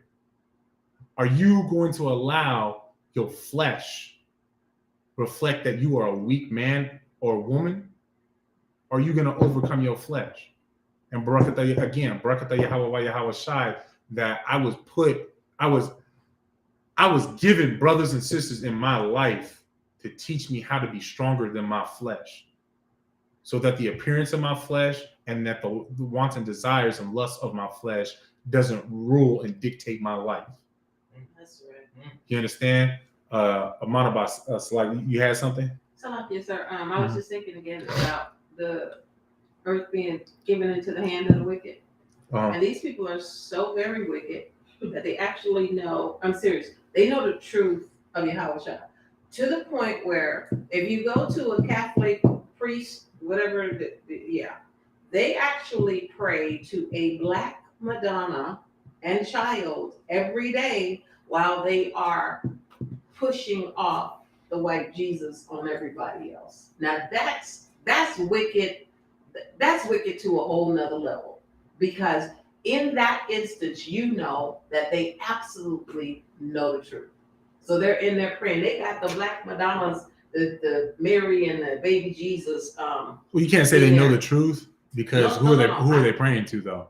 No, and what are they praying to? But hear what I'm saying. No, I understand what you're saying. Changing the face of right, hiding their faces, right? Right. So they come out to the world and say, "Oh no, this is what he looks like." But before they came out and said this is what they had just got up off their knees praying to the black Madonna and child, knowing that he was never of the Caucasian persuasion.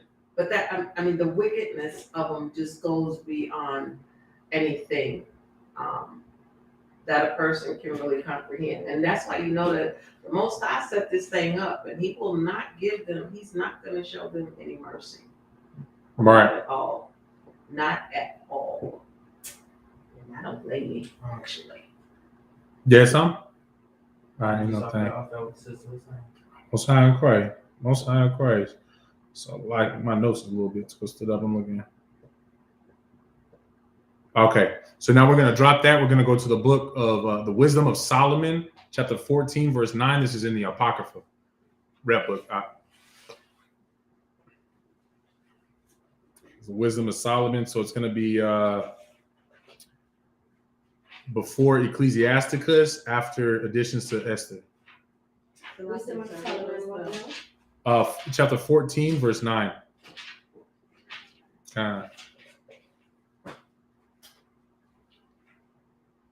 So obviously, my main topic, we'll be able to get right into it next week. I think these little few verses was going to take as long as it did, but ain't no thing. We'll get a Lord allow, we'll be able to get a couple verses in for the next, the topic for next week, but we'll really get into that next week. And I also start that off with a new article as well, because there's just a lot that's going on in the world that goes along with what I really wanted to talk into for tonight. But this is the book of the Wisdom of Solomon, chapter 14, verse 9.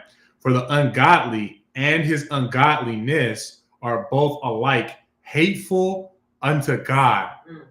You understand? So when you are being ungodly and the ungodly, what is the ungodly first? What is the ungodly? Go ahead, young man. Go ahead. It's also a question. So it's ungodly. So ungodly would be a direct sin, and would ungodliness be maybe not a direct sin, but almost like how you say, like associating with sin. You know what I'm saying? I understand your question. Okay, so for the ungodly, you got the godly and you got the ungodly. It's that simple. So it's the individual. So it's those that are workers of inequity, those that are evil, those that are wicked, those that go against the will or the commandments of the Most High God. That's ungodly. So what do you think it says for the ungodly and his ungodliness? What is the ungodliness then? The actions of that. The actions. There you go. Exactly. So for the ungodly, that's no. You're right. No, give the brother a hand. Most High Christ. Give yourself a hand. It's the wild. Just because we say give you a hand don't mean you can't give yourself a hand. No, ain't nothing wrong with that. You can pat yourself, pat yourself on the back of your Brett. Especially when you earn it. But nah. So for the ungodly, that's the person, and his actions is ungodly. That makes sense.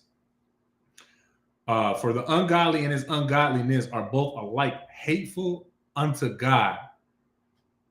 How is it hateful unto God? And I know I had spoken on this very much so last week. Y'all hold this. Stay right here. I'm gonna go to the book of I think it's Proverbs, chapter 3, verse 1.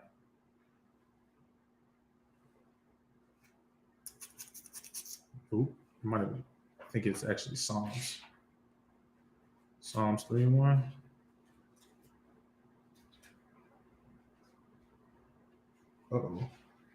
No, it had to be in Proverbs. You said Psalm? Proverbs 3 and 1. Proverbs? Oh, I hit the wrong doggone button. That's why I was gonna say I know that's what it was. Book of Proverbs, chapter 3, verse 1. Just hold Wisdom of Solomon 14 and 9. I'm just jumping to this just real quick. Okay, Proverbs 3 and 1 says, "My son, forget not my law, but let thine heart keep my commandments." Oh no, this ain't it. Doggone it. All right, you know what? I know somewhere else to go because I don't want to flip through my notes. I'll go to 1 John 3 and 4. So this is the book of 1 John chapter 3, verse 4. So like you for that misstep. This is the book of John chapter 3, verse 4. 1 John chapter 3, verse 4. Whosoever committeth sin transgresseth also the law, for sin is the transgression of the law. You understand? So we understand that. Then you jump over to 1 John chapter 5, verse 3. For this is the love of God, that we keep his commandments. You understand? This is the love of God. If you love the Most High God, you will keep his commandments. You understand?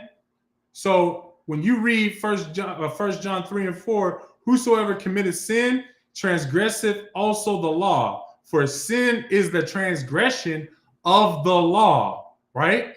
So when you go to 1 John 5 and 3, and it says, for this is the love of God, that we keep his commandments. If you do not keep his commandments, you do not love God. This is the New Testament, mind you. In the New Testament, it says, Mr. Pastor Porkchop, that if you love God, you will keep his commandments. And mind you as well, it follows to say, and his commandments are not grievous. They are not grievous. It is not something difficult. It is not, oh, God damn, man, I gotta do this.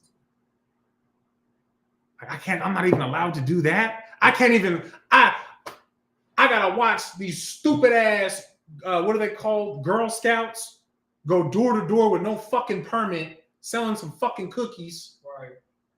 With no permit, but just to make some big organization rich, got no permit on hand, no permit on their pocket wallet, what have you, right? But here I am selling, our Hispanic brothers and sisters selling oranges, some corn, some hot dogs, some fucking flowers. Just so that they can put some food on the table, pay that doggone outrageously high electric bill that Nevada Energy wants to put on everybody. You understand? That rate is outrageous. You understand? Just so that they can make ends meet. But yet, you got to jump through hoops and ladders to even get the freaking permit.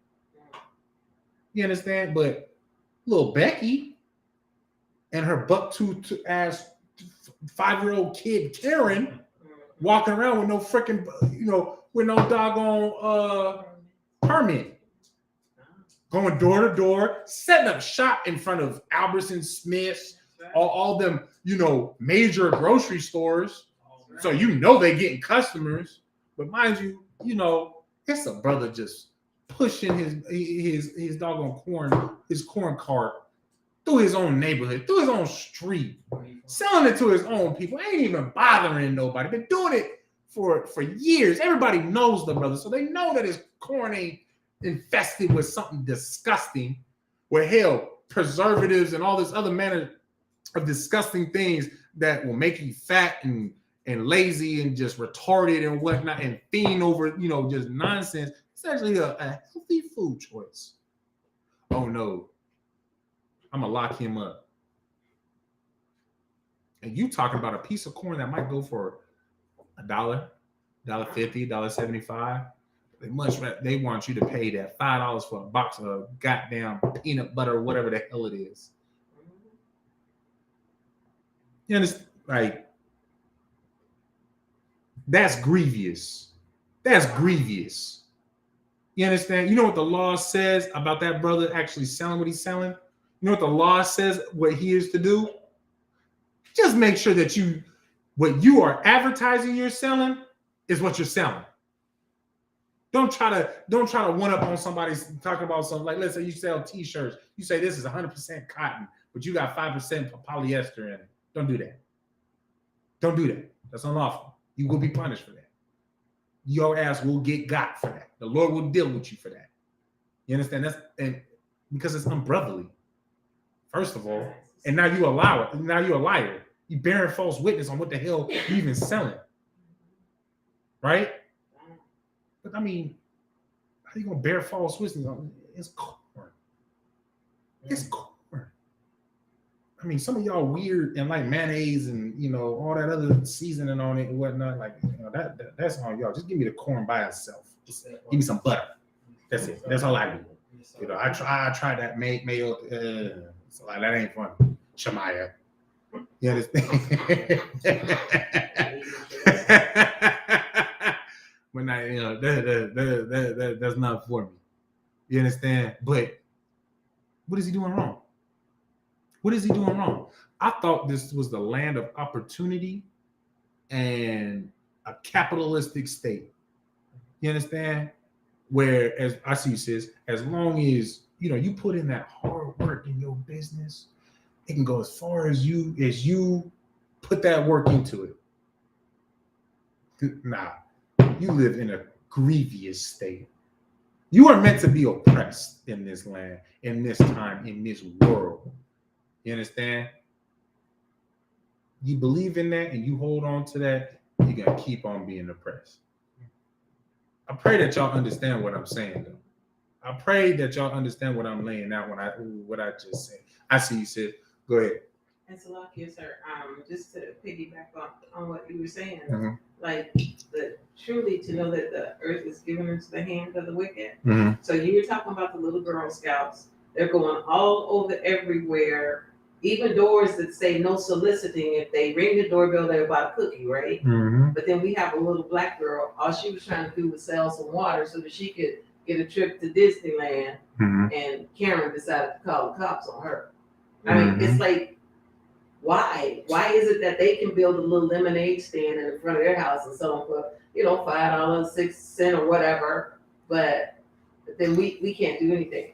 We had to go to court as the UPK had to go to court just to be able to, speak on the court. I mean, Right. You know what I'm saying? We can't even talk on the corner without somebody tripping. Right. But then they can set up shop, they can do whatever they want to, and nobody says anything. So that is not the hand of the wicked. I don't know what is. Right. No, you exactly right. Go ahead, sis. While I was, over there in Europe, I just have to say we are faced with the same thing all over, because when I was in France, at the Eiffel Tower, they have black people from Senegal all over the world selling.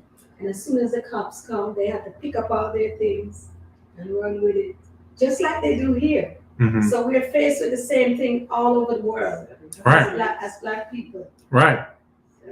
Right. And you know what? Amazing. No, it really is. It really is. And what's amazing about it is they won't teach you about that. Right. They'll just let you know that, depending on where you are in the world, they'll teach you how you ended up here.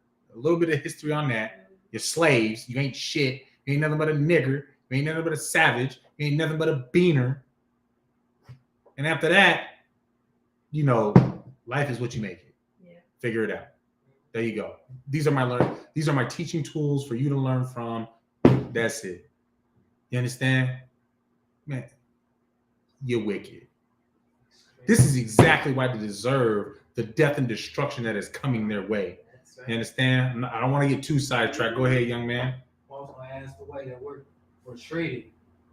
Is that because the heathens are jealous of who we are, and they know low key who the right people are? Does that go along with the way that we are treated? When you talk about that black girl that can't sell that candy, can't sell that corn or that lemonade, but little Becky can call around any neighborhood and sell her product. You know what I mean? Does that go with are the heathens, do they know? And is there a jealousy that comes with that? Yeah. That's my question, bro. I want to start off with that is I personally think that was probably one of the best questions that's been asked in this room since I've been learning in this room, and since I've been teaching in this room. So I was like, give a brother a hand for such an excellent question. That's a great question. All right, that's something that everybody should, because what that question just said in itself was that he's giving recognition to the fact that he needs to change his way, that there's something that's going on, and that he needs his eyes opened up a little bit more. No, not eyes open up more. That was a bad choice of words. He's more understanding on how to separate. You understand? More understanding on how his enemy feels about him in the first place. You understand that? Which is influencing his want and desire to separate in the first place. So Barakataya Hawawaya Hawashai, man. Most High in Christ. Now, to answer your question, yes, they do know. You understand? I'll pull a precept for you right now, real quick. I'm gonna go over time just a little bit, just so y'all know. We got about 4 minutes. I won't be like too outrageous over time, but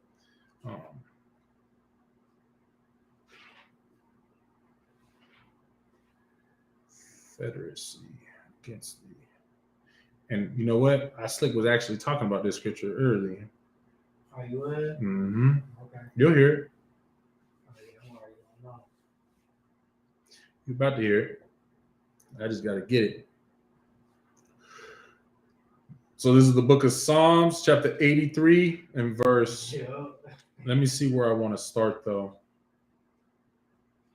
Let me see where I want to start.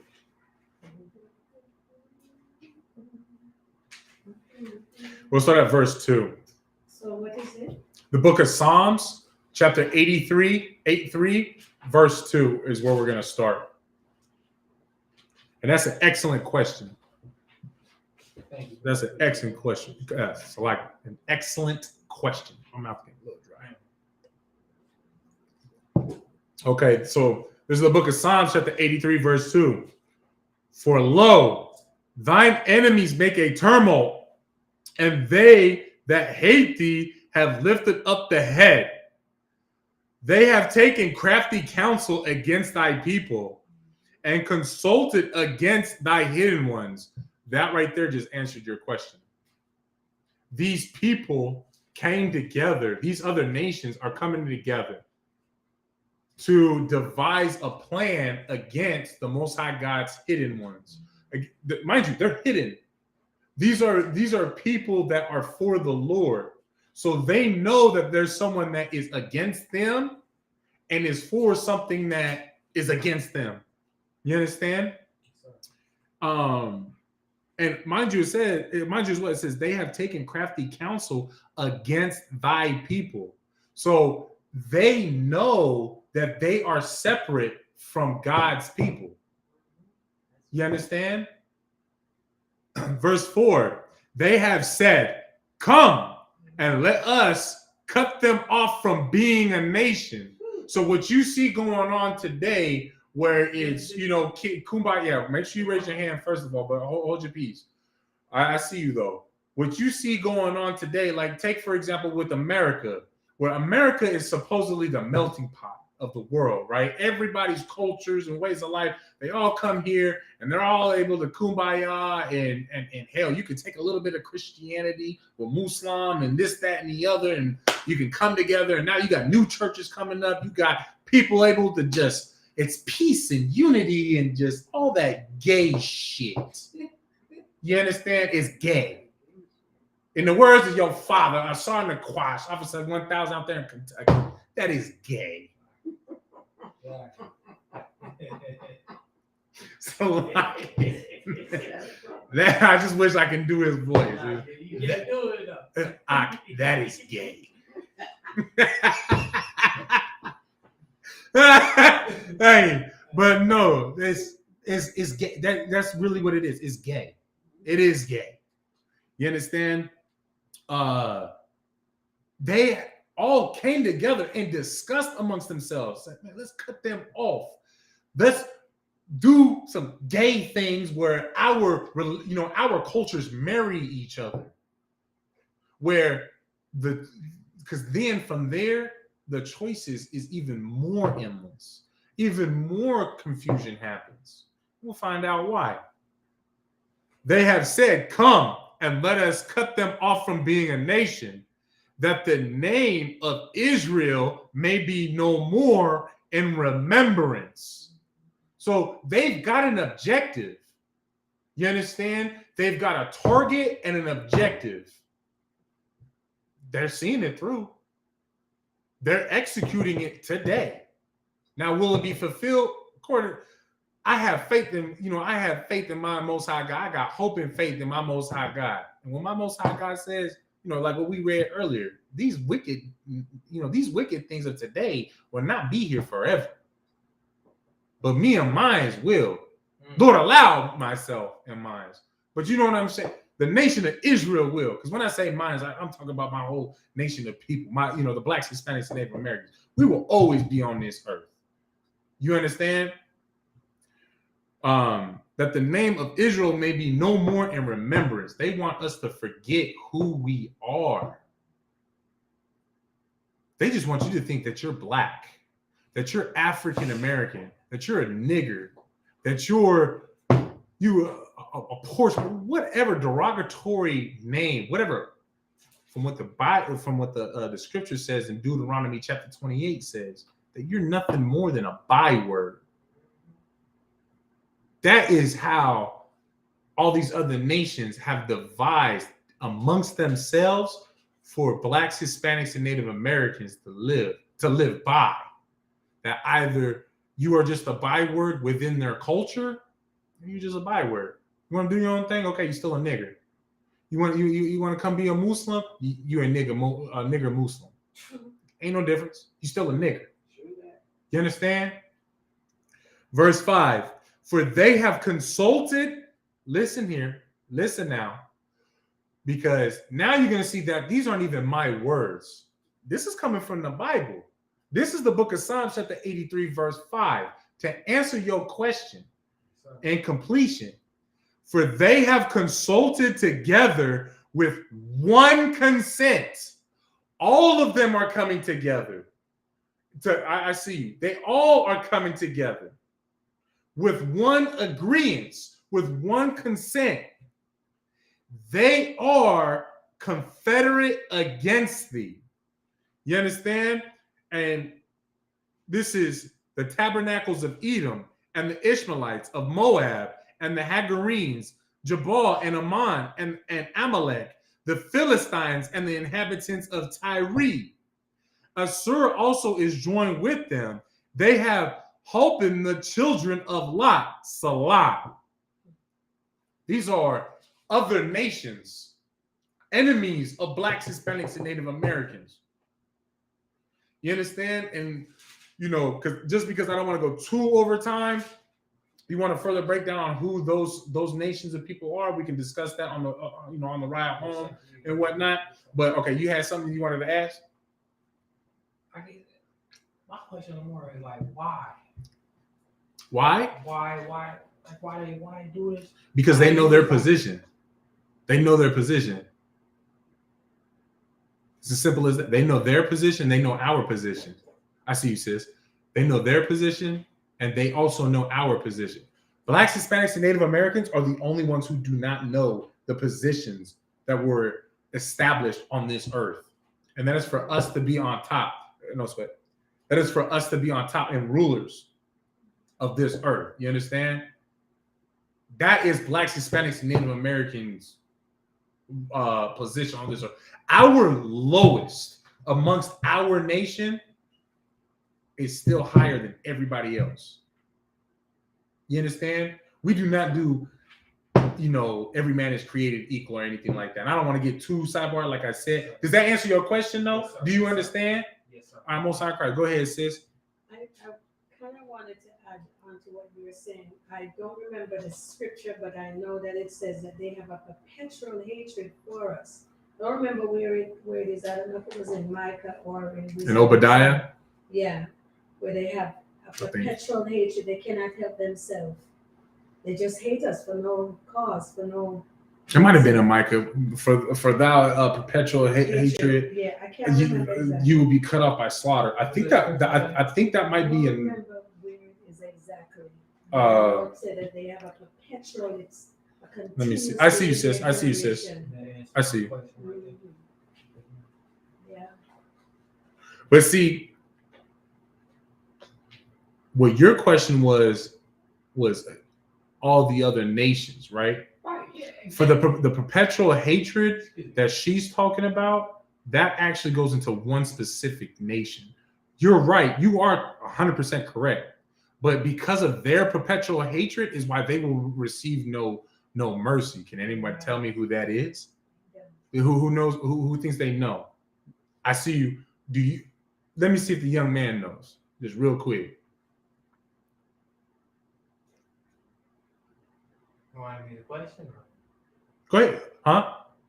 What's the exact what exact answer? Who do you think the Lord is talking about when it says for thy perpetual hatred?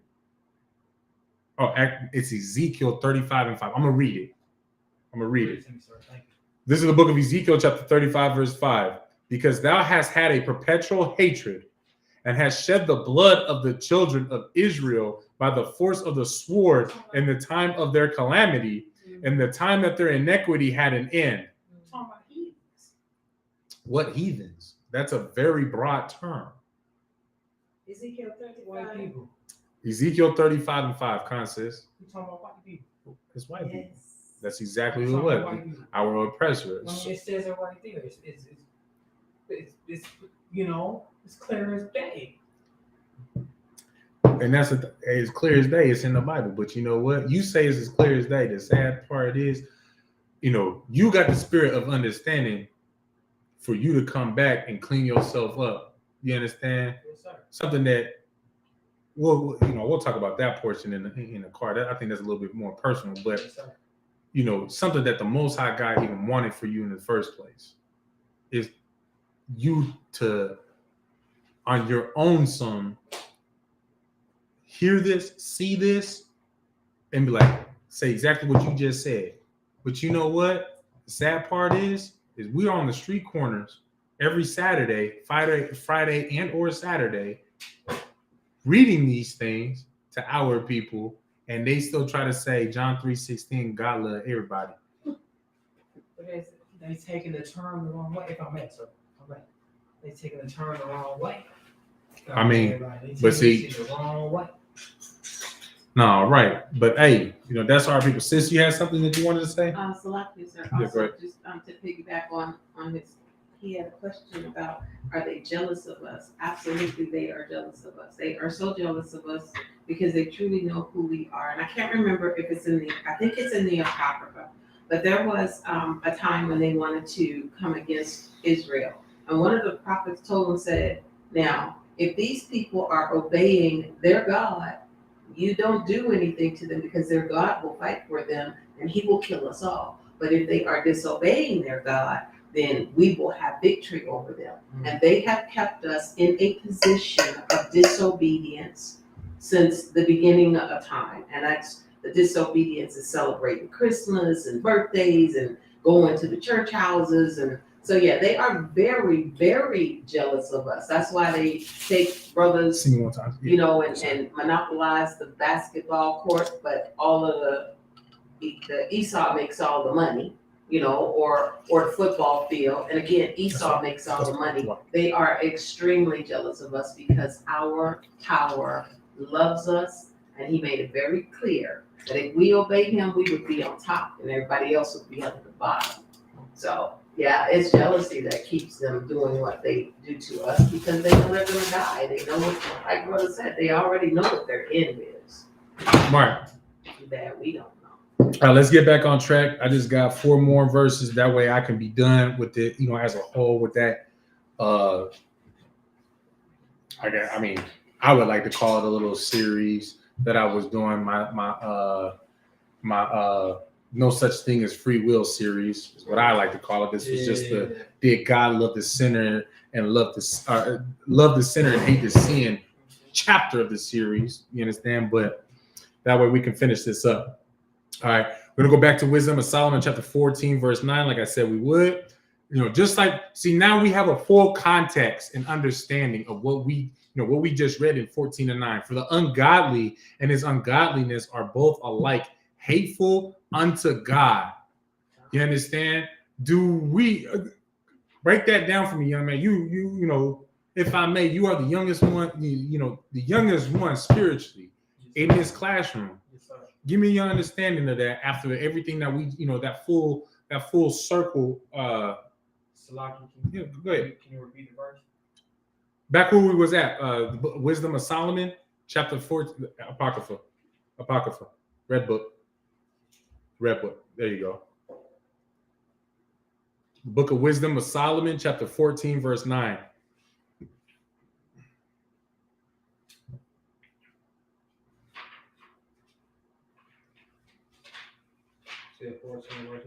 Come. So it says, for the ungodly and his ungodliness are both alike hateful unto God. How would you explain that to me? With everything that we just read through.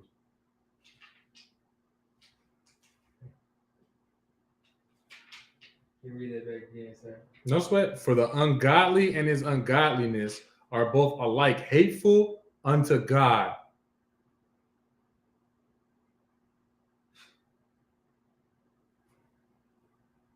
Feel sure ain't no thing. It mean, you know, to me,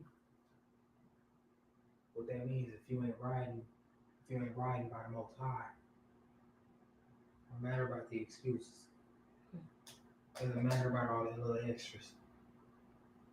If you ain't riding by the Most High, you a sinner.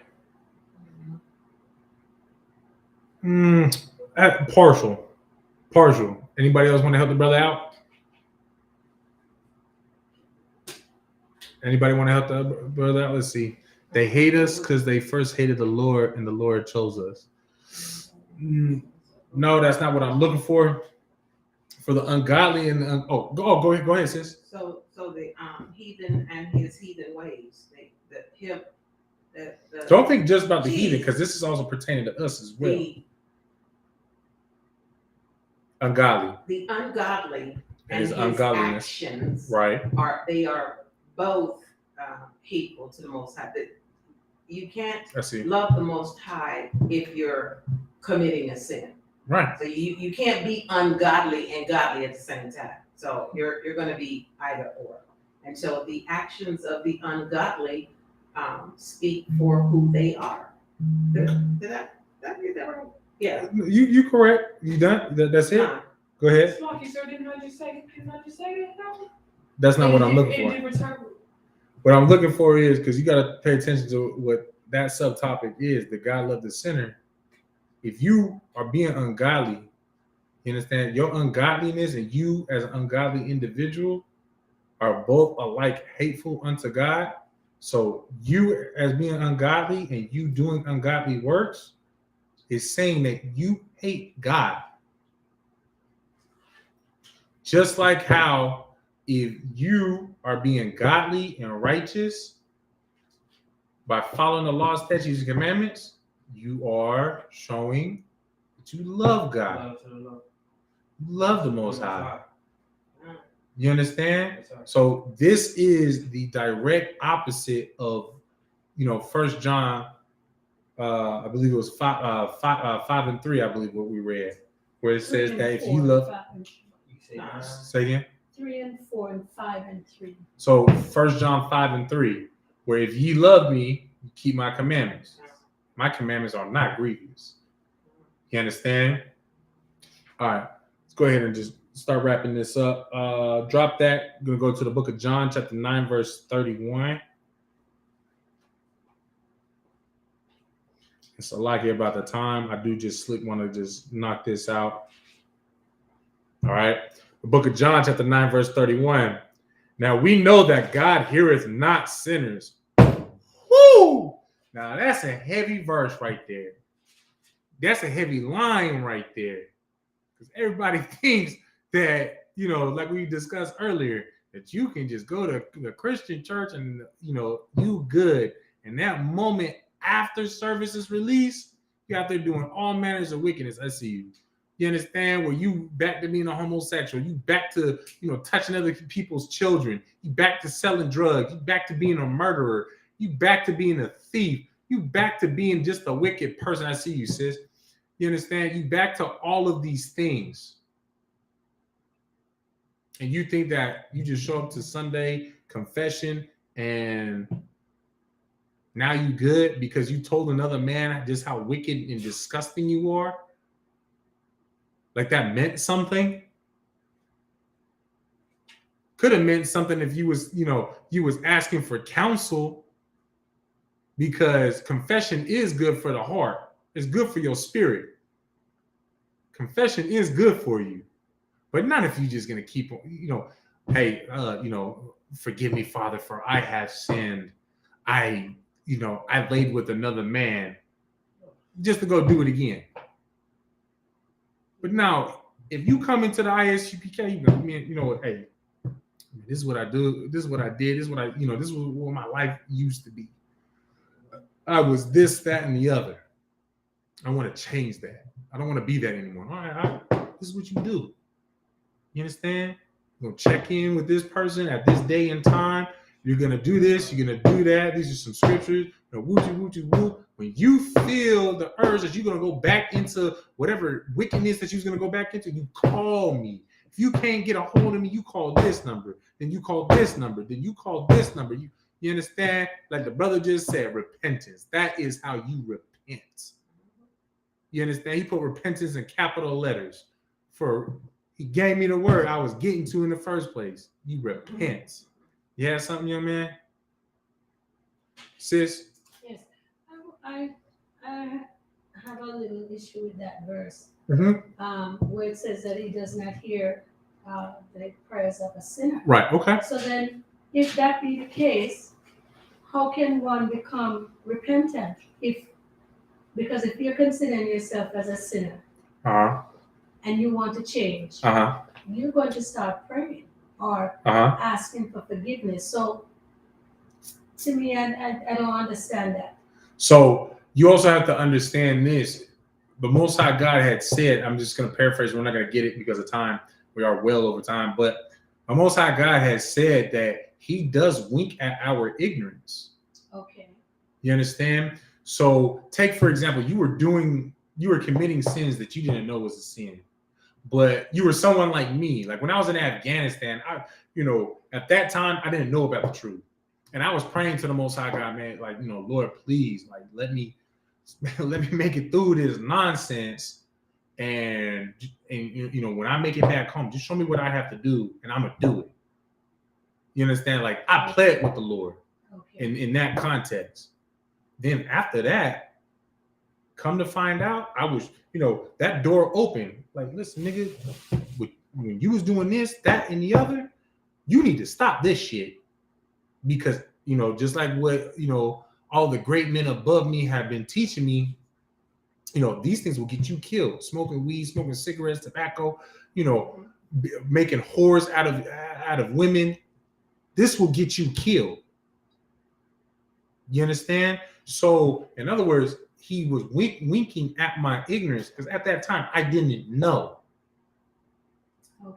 Okay. So I'm assuming you still have a question. Yeah, go ahead. So in other words, you're saying that a sinner in the sight of God pertaining to this scripture is you knowing and you still continue. Shalom. Exactly. Go ahead on there, man. There you go. That's exactly it. Shalom. Do you understand? Yes, I All understand. right, Most High in Christ. Wait, did you have something? Did you have something?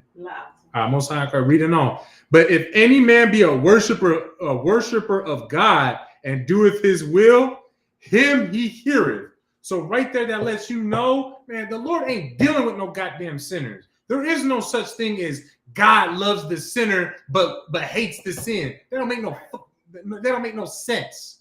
It makes no sense. It's a contradiction to what is actually written in the Bible. This is something that you can read for yourself. What I'm reading out of the Bible is something that you can read along, like we do in Leapfrog or hooked on phonics. You understand? We can read along. It's the third grade all over again. We do popcorn style reading. I can give it to the brother. He can read, and I'm going to be able to read the same exact thing. Y'all that are watching online, you understand? You are reading along with what I am reading. You understand? There is no contradiction in this Bible. The only contradiction to this Bible is what man's flesh desireth and lusteth after. You understand? Yo, preacher just gonna tell, Pastor Porcher just gonna tell you, whatever makes his wallet fatter. And that's just what you want to hear. And you want to hear something that makes you feel good. That no matter what you're doing, it's okay. We all make mistakes. Right. You understand? Christ was perfect because he was pretty much a demigod, or if not at least a God himself. And he was a man, just like you. just like me. You understand? He was an organic creature that was born from a man sticking his rod inside of a woman, and that sperm breaking that egg, conceiving a child, and she pushed him out just like your mother pushed you out. That's right. You understand? It's that simple. You understand?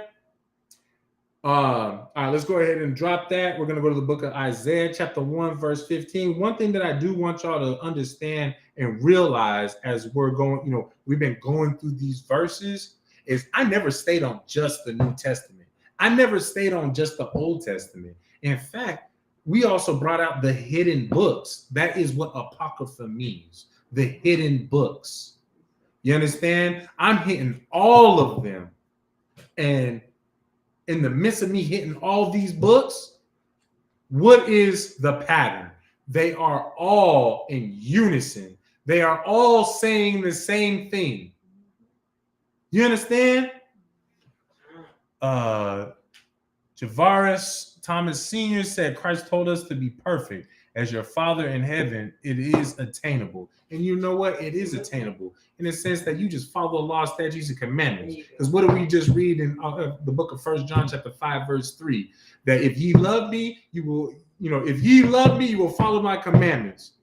And my commandments are not grievous. So you're right. It is attainable. That is something, it's not something that is going to be burdensome.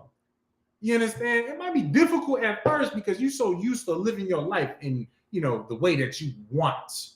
But now is a time for you to learn about some structure and some order and to stop being wicked and disgusting. That's difficult to drop. And I'll admit for myself, it was difficult at first. But once you get in the motion of just dropping dumb, disgusting habits, man, hey, once they already dropped, the only thing you got to do is just say no. You understand? All right, so this is the book of Isaiah, chapter 1, verse 15. And when ye spread forth your hands, I will hide mine eyes from you. Yea, when ye make many prayers, I will not hear. Your hands are full of blood. Who's he talking to? Raise your hand. Young man. Oh man, he's talking to the sinners. How you know? Because of what he said when you talking about your hands is full of blood. What is that blood? That blood is your wrongdoings. What is the wrongdoings? What did I do wrong? But because I took a left on Durango instead of taking a right, that was wrong? But go ahead. No, you got the floor. Like I'm challenging you. Like bring me home. Like, how am I wrong? It's not that you weren't following the Most High. Following the Most High. What? Okay, so how am I supposed to follow the Most High? First of all, stop smoking that weed or whatever. I'm talking. You're right. Keep it simple.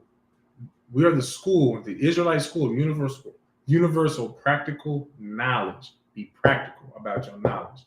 Being practical is also keeping things simple. Simplify what you just said. How do I follow after the Lord? How do I follow after the Most High God? I understand you knew. I just want to see if you know. Right. What am I to do that shows that I am following the Most High God?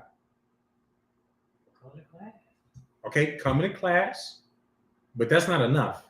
What else do you have to do? Change your diet. Depending on what your diet was before.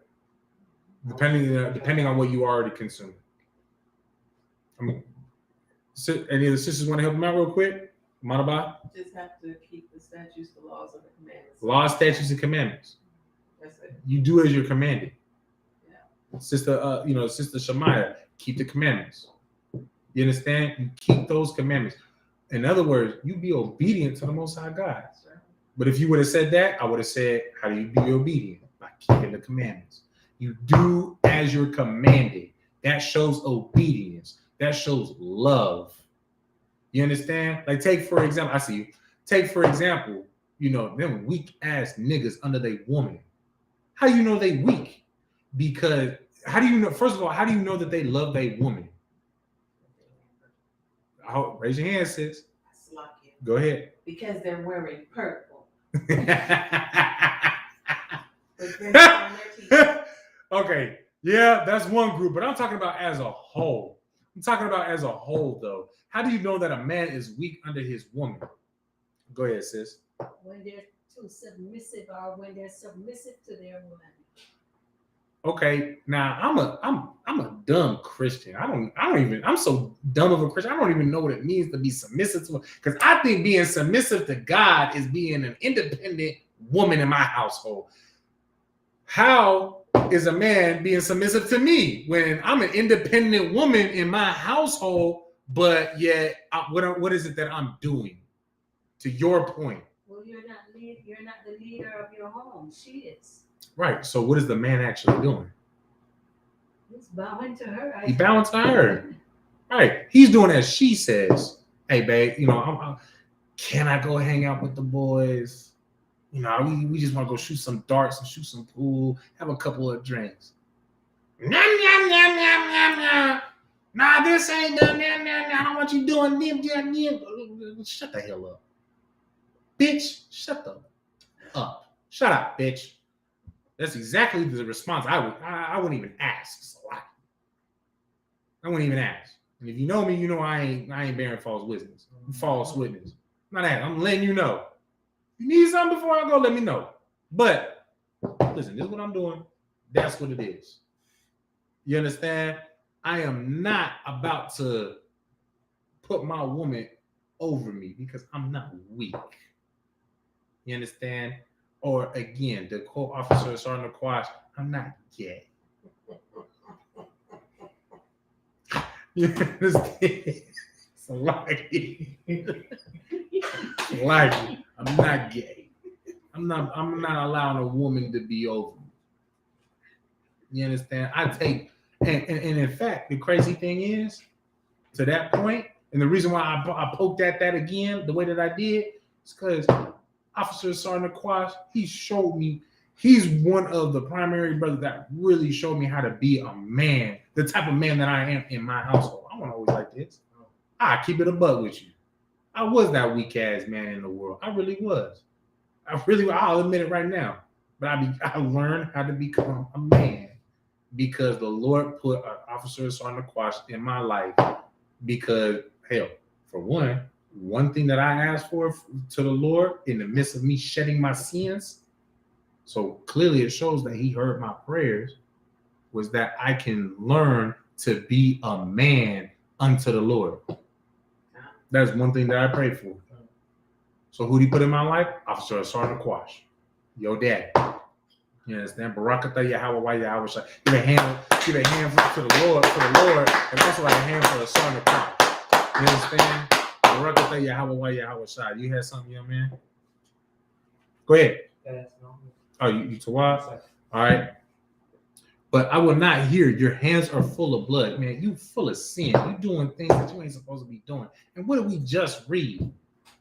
You understand? In John 9:31, you don't hear the prayers of sinners. Right. Isaiah is in the Old Testament. We just read in John 9:31 in the New Testament, Christians. You understand? You see how the ISUPK works? We don't pick and choose what we want to believe that fits our lifestyle like the heathens do, like the Greeks do, like the white man does, like the Asian man does, where we say, you know what? I'm a faggot, so I'm going to make me a faggot God that empowers what the hell I want to do. And everybody that wants to be a faggot like me, we can just worship this God and it empowers what we're trying to do, what we want to be.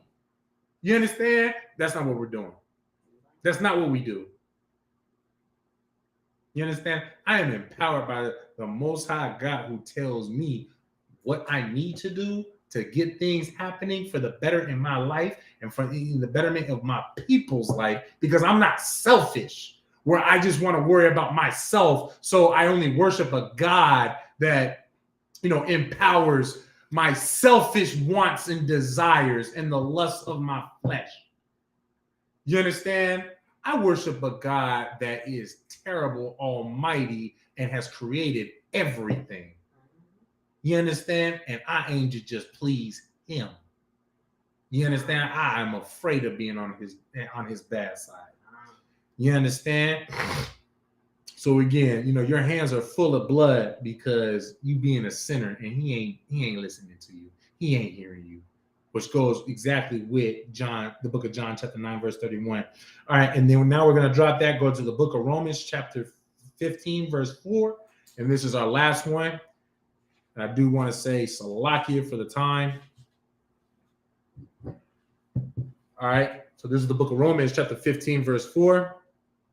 For whatsoever things were written aforetime were written for our learning, that we, through patience and comfort of the scriptures, might have hope.